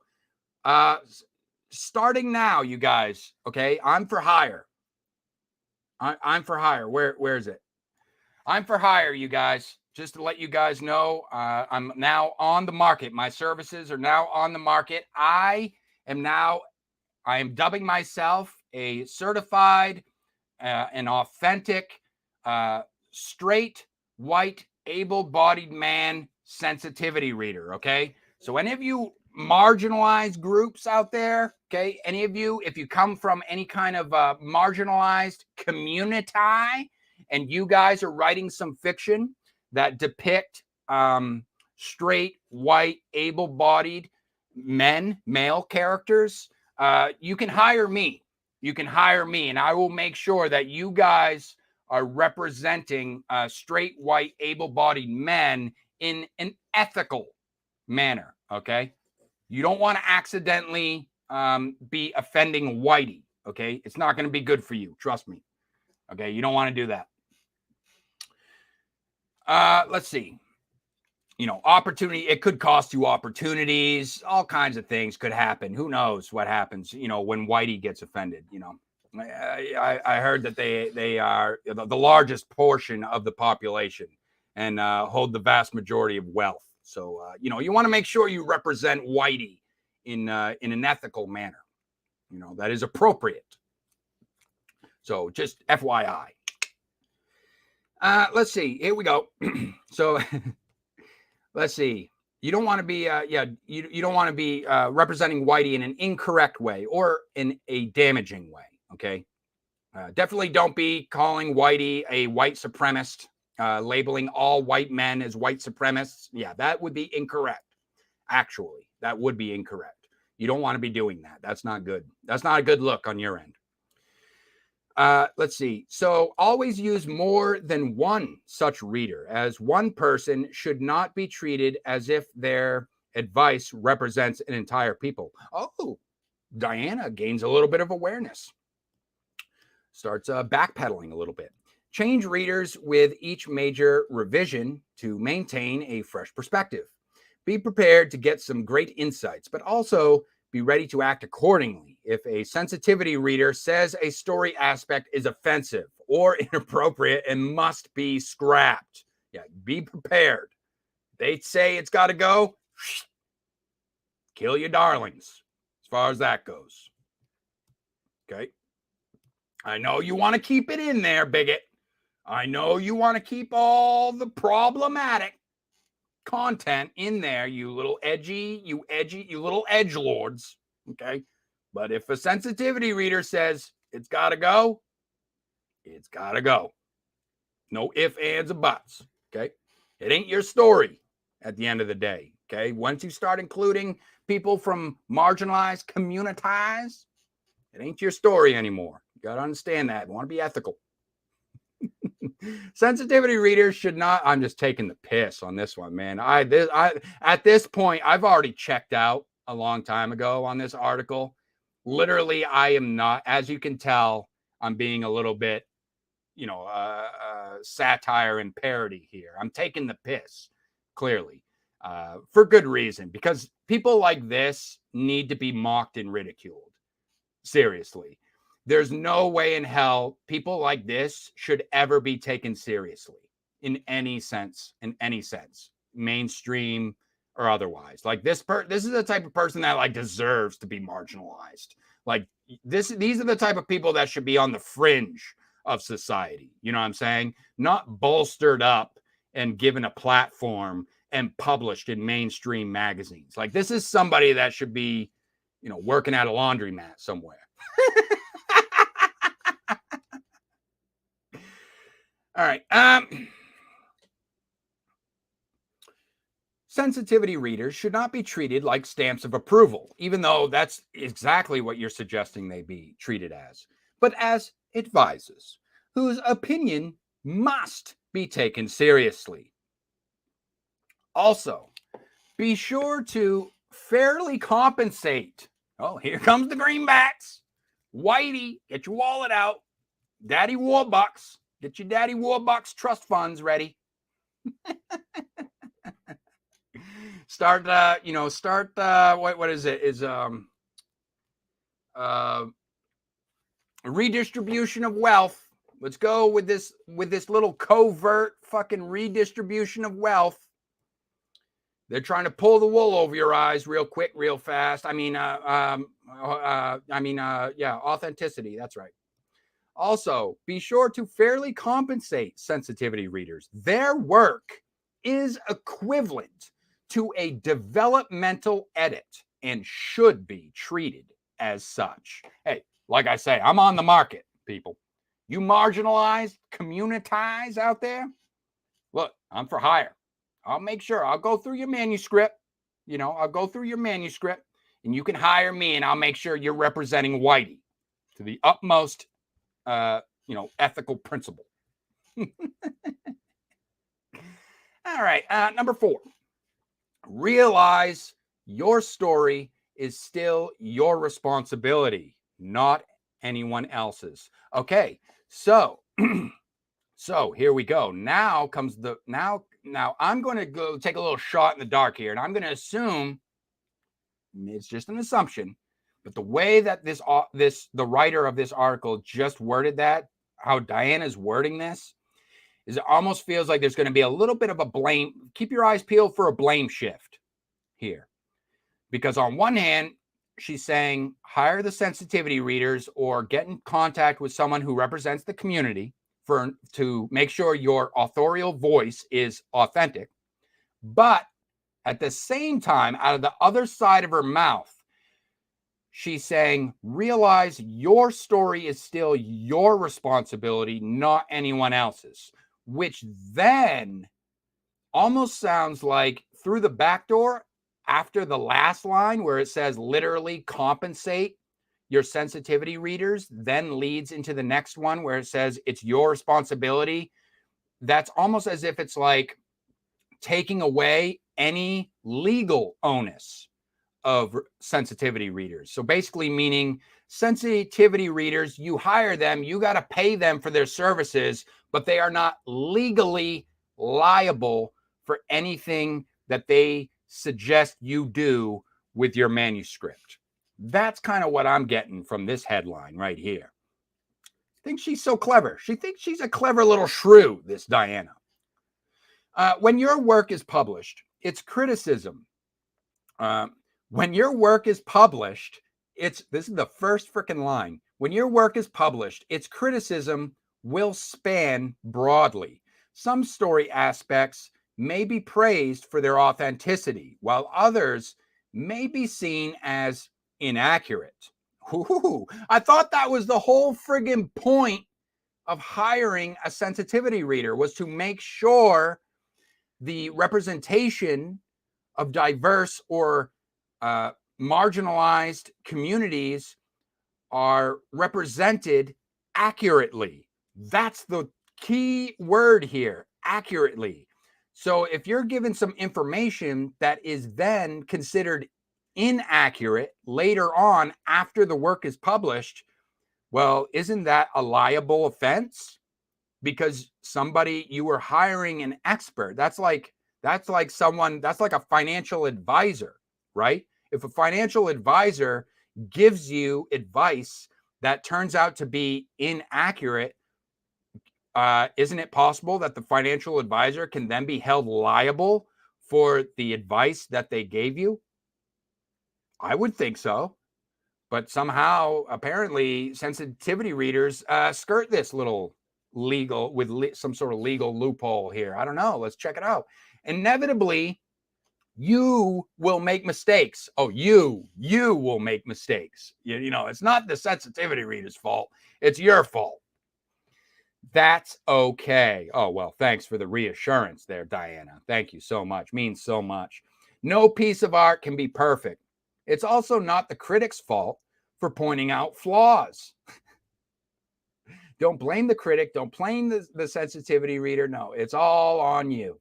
Which, you know, I will give it to her that, yeah, you are the author. So it is your fault. It's your fault that you decided to listen to some dumbass sensitivity reader. Why are you hiring them in the first place? That's on you.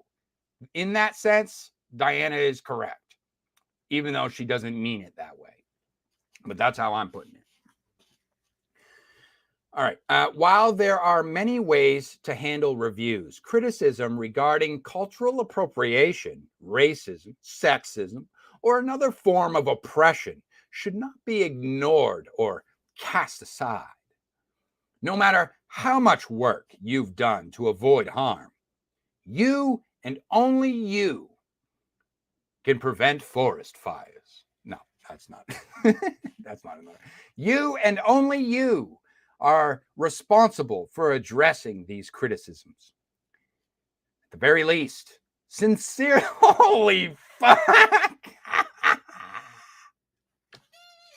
Hold on, I gotta fuck.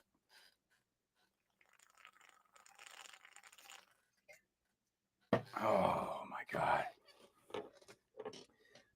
Oh. At the very least, sincerely apologize and make amends to do better, as evidenced with concrete actions.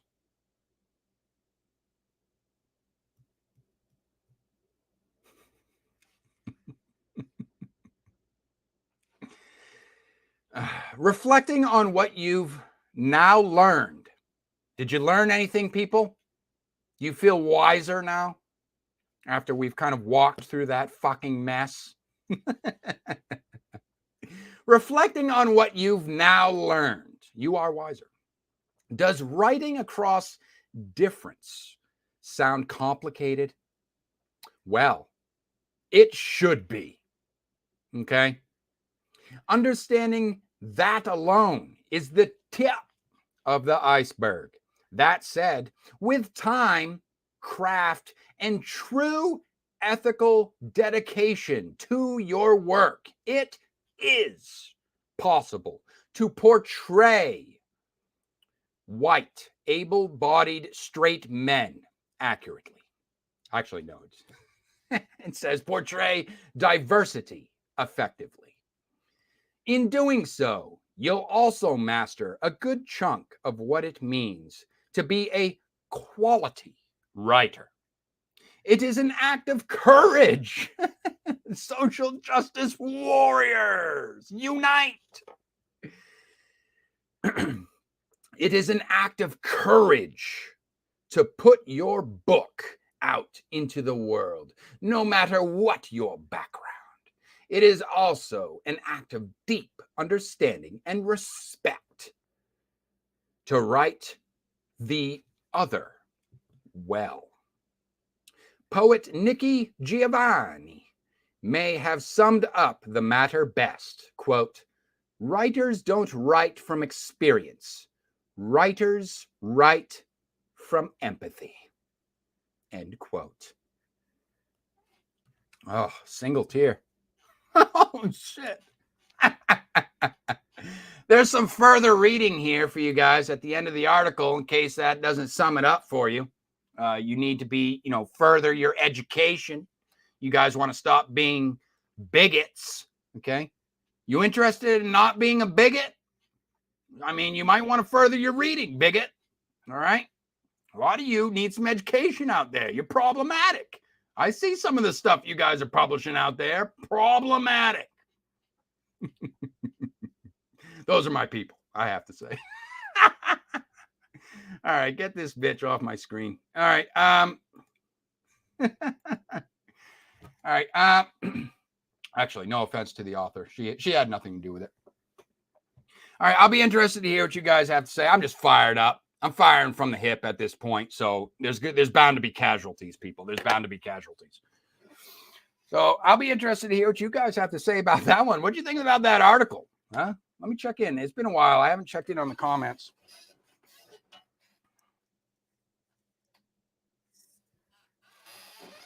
We're going to be wrapping things up.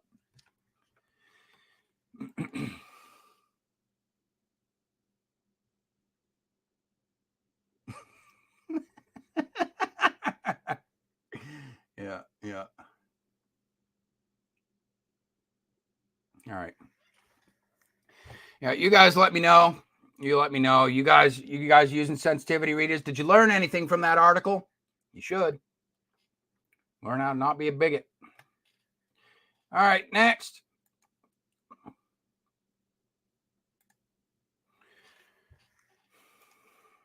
It's time to wrap things up, people. But before I do, let me go ahead and slap some theme music on for you guys tonight. Set the mood. What do I want to do tonight? I want to all this stuff, how about we just, try to cool off a little bit, relax, a little bit. I'm going to try to cool things off now as we bring things to a close. And I want to reminisce upon times that are all but forgotten.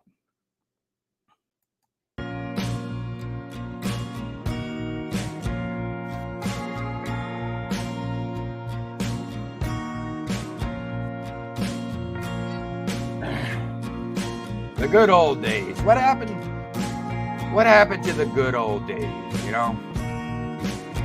The good old days before all this friggin' identity politics, before, people got up in arms over what was put in fictional works. Back when people knew how to have fun. I think that about sums it up, Back in the day, I think really it stems all the way back to a time before the internet when people still knew how to have some fun. They didn't take life so seriously. They weren't so quick to become offended by things, and subsequently get their panties in a twist,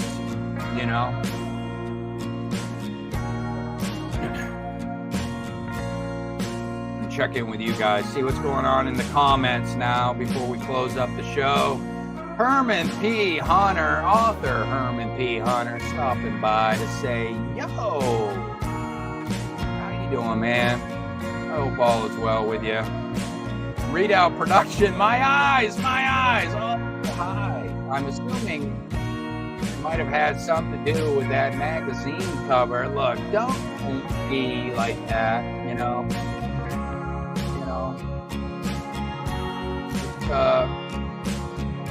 we gotta, it's body positivity. We're in the age of body positivity. But then again, you know what they say about assumptions. It makes an ass out of you and me. So. Hello, love. Rachel Morley stopping by. Hope you're having a splendid day. Yeah, not too shabby, not too crabby. That article, I could have got crabby real quick, real fast, in a hurry. But I don't allow that type of stuff to bother me anymore. Because I know a lot of these people out here, they do this shit on purpose because they want to get a rise out of people. It's a sickness of the mind is really, at the end of the day, is what it is with a lot of these Looney Tunes.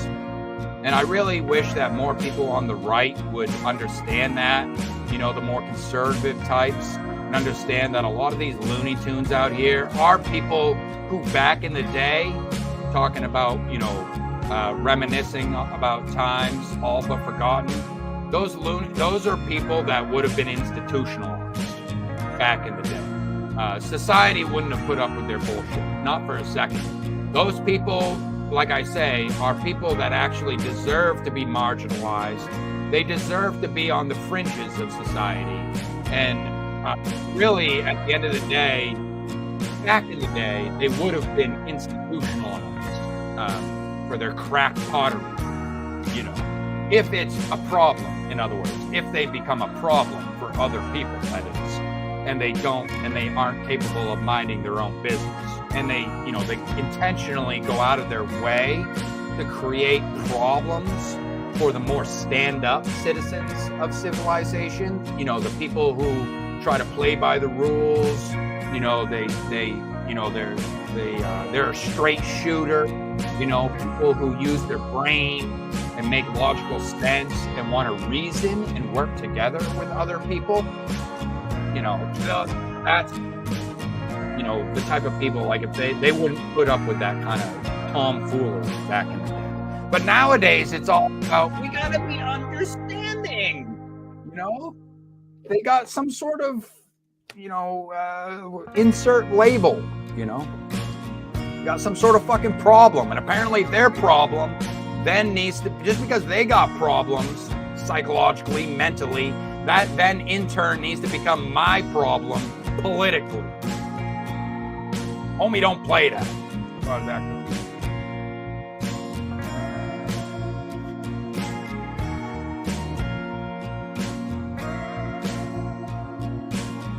Exactly. Yeah, exactly. Rachel says, is it even art if 0 people are offended? Well,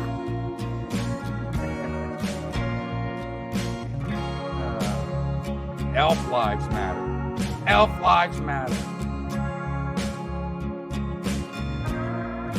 What about the orcs? Got something against the orcs? Mortal enemies. Are they, though? Or are the elves the more, like, higher IQ, the more understanding, and the orcs are the ones who are the biggest? I think the orcs are the ones who are the biggest, because they hate. They're the haters. That's for sure. They certainly do a lot of hating.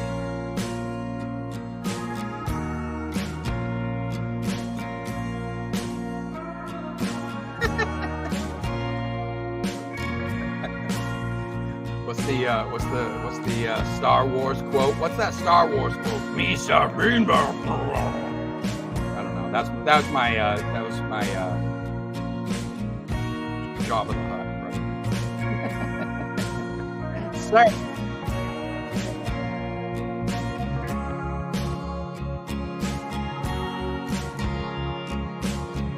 You ain't kidding. You ain't kidding. Readout Production says, I only caught the tail end of the article, but sounds like someone needs to touch grass. Hey, exactly. Exactly.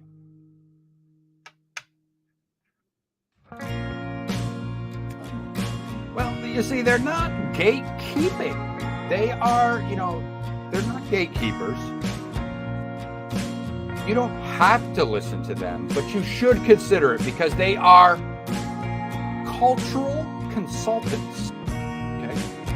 They are cultural consultants. All this little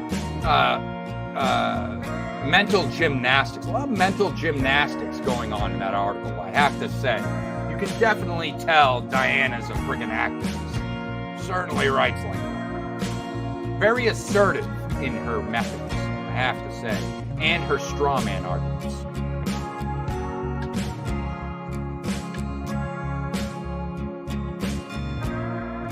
Yeah, exactly. And that's the point that I was making too. Is like, it's so offensive. It's so offensive to refer to a single character and say that single character is a representative of a community. Like, that's so offensive. That robs, they don't understand, they're robbing an individual of their agency when they do that shit. That's a Looney Tunes,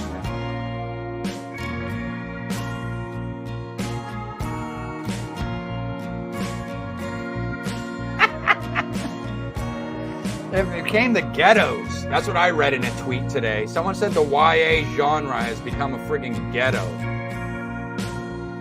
Which is too bad, you know? I mean, I always saw it as kind of like an age group thing, like young adult, you know, categorize it as young adult. But I also heard that, you know, it's also like, I guess if you're looking at it as like a genre sense, it's more like someone, I forget who said it, but it made sense.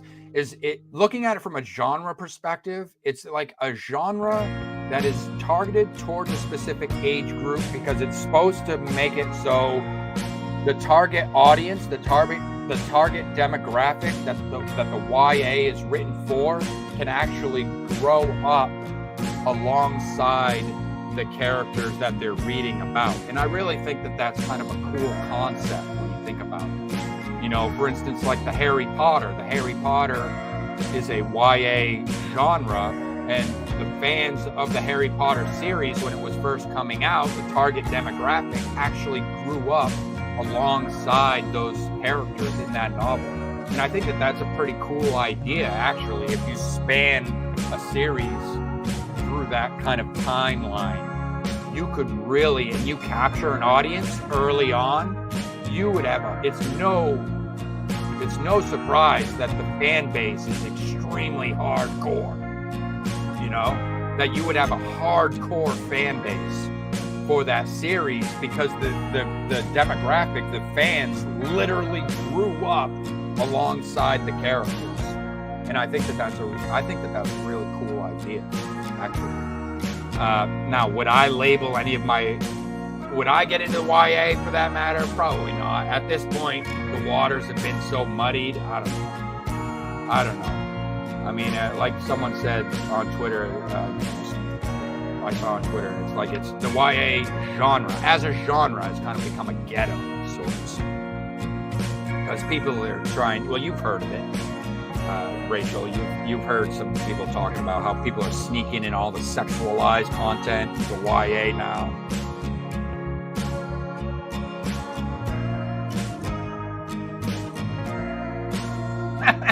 I stand corrected. See what happens? How dare you presume I'm judging someone's proportions? Asterisks. Emphasis on the ass. I noticed you put a little extra ass on that asterisk. I'm judging Reader's Digest. Sir, one asterisk is necessary. You don't need to put the extra ass in that asterisk. I see what you did there. I'm judging Reader's Digest. The horror. The grocery store checkout fake gossip. The gossip horror.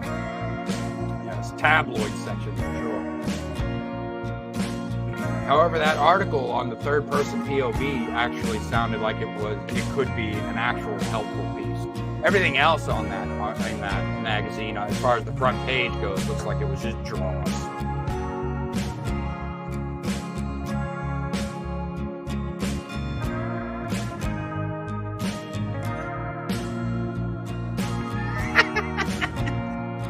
Is that what the orcs are?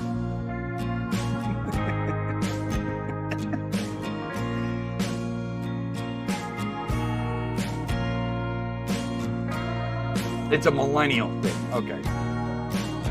Almost like a phenomenon. It was like I've never, like, for instance, when growing up, I never heard of that. I never heard of YA as a genre. I think that was something that was like a phenomenon based on the Harry Potter books. I think that I mean, correct me if I'm wrong, but that's the first time I ever heard of it, was when the Harry Potter stuff was coming out. When the Harry Potter stuff was coming out, that was the first time. But there were young adult books. Like, I remember, like, what was it? The Hardy Boys. There was, like, the Hardy Boys. And then on the girls' side, it was, like, the Babysitter's Club. You know, Goosebumps. Maybe Goosebumps might fall into... Goosebumps was more of a middle grade. But, yeah. There was something like that. But it just wasn't called YA, to my knowledge.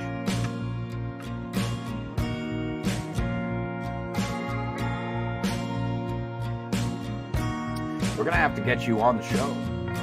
I saw what you posted in the Discord about you getting the first book in your series, your lyrical series. It's going to be on an audiobook, and you got a Kickstarter coming up. When that Kickstarter goes live, I already signed up. I already signed up for the notification for when it goes live. So when it goes live, I'll reach out to you and see if maybe we can get you on the show. Yeah, that was the other one too. Yeah, and the Twilight. That's another. Yep, that was another example actually. See, Twilight. The thing about the Twilight though, because I remember when the movie came out, I didn't know it was a novel at first, but I remember actually seeing the previews for the first Twilight movie, and they suckered you in. Like as a guy, like you see it, like I just thought it was like vampires and shit, like, and there was some action involved. Because I remember, wasn't there a scene where like Edward stops the car with his arm or something like that? And I remember like, oh, that movie actually looks pretty cool because I'm a sucker for vampires. In case you don't know, and like I was suckered into that movie, like thinking that was like, you know, it was kind of an action flick. So it definitely got some guys involved too when it first came out. I didn't know that it was kind of a YA, based on a YA type of novel. And then come to find out, by the end of the first movie, you realize, you know, oh, this was a freaking chick flick. Is what this was. It wasn't horrible. I had a girlfriend at the time. She was really enraptured by the Twilight Saga. So, of course, I saw all the movies.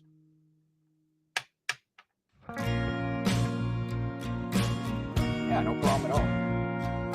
No problem at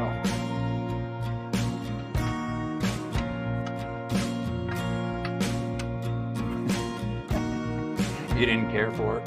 Wasn't your cup of tea. Well, I guess that's good news for your books, because now that says, okay, well, this is, because you were talking about romance there for a second, so maybe you're not drawing inspiration from the Twilight series, is basically what I'm gathering from that. Oh no.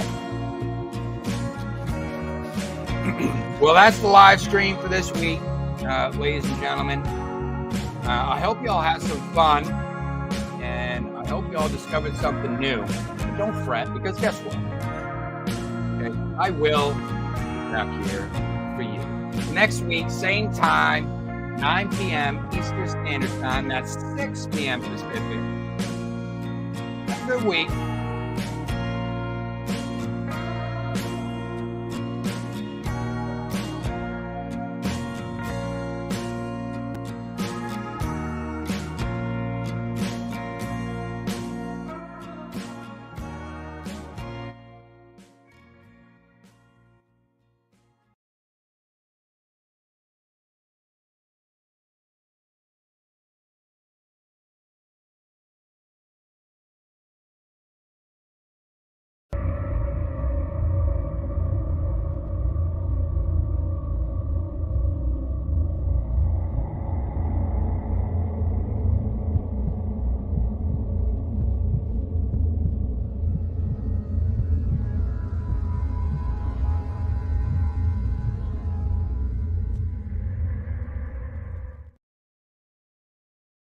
This offended my sensibilities.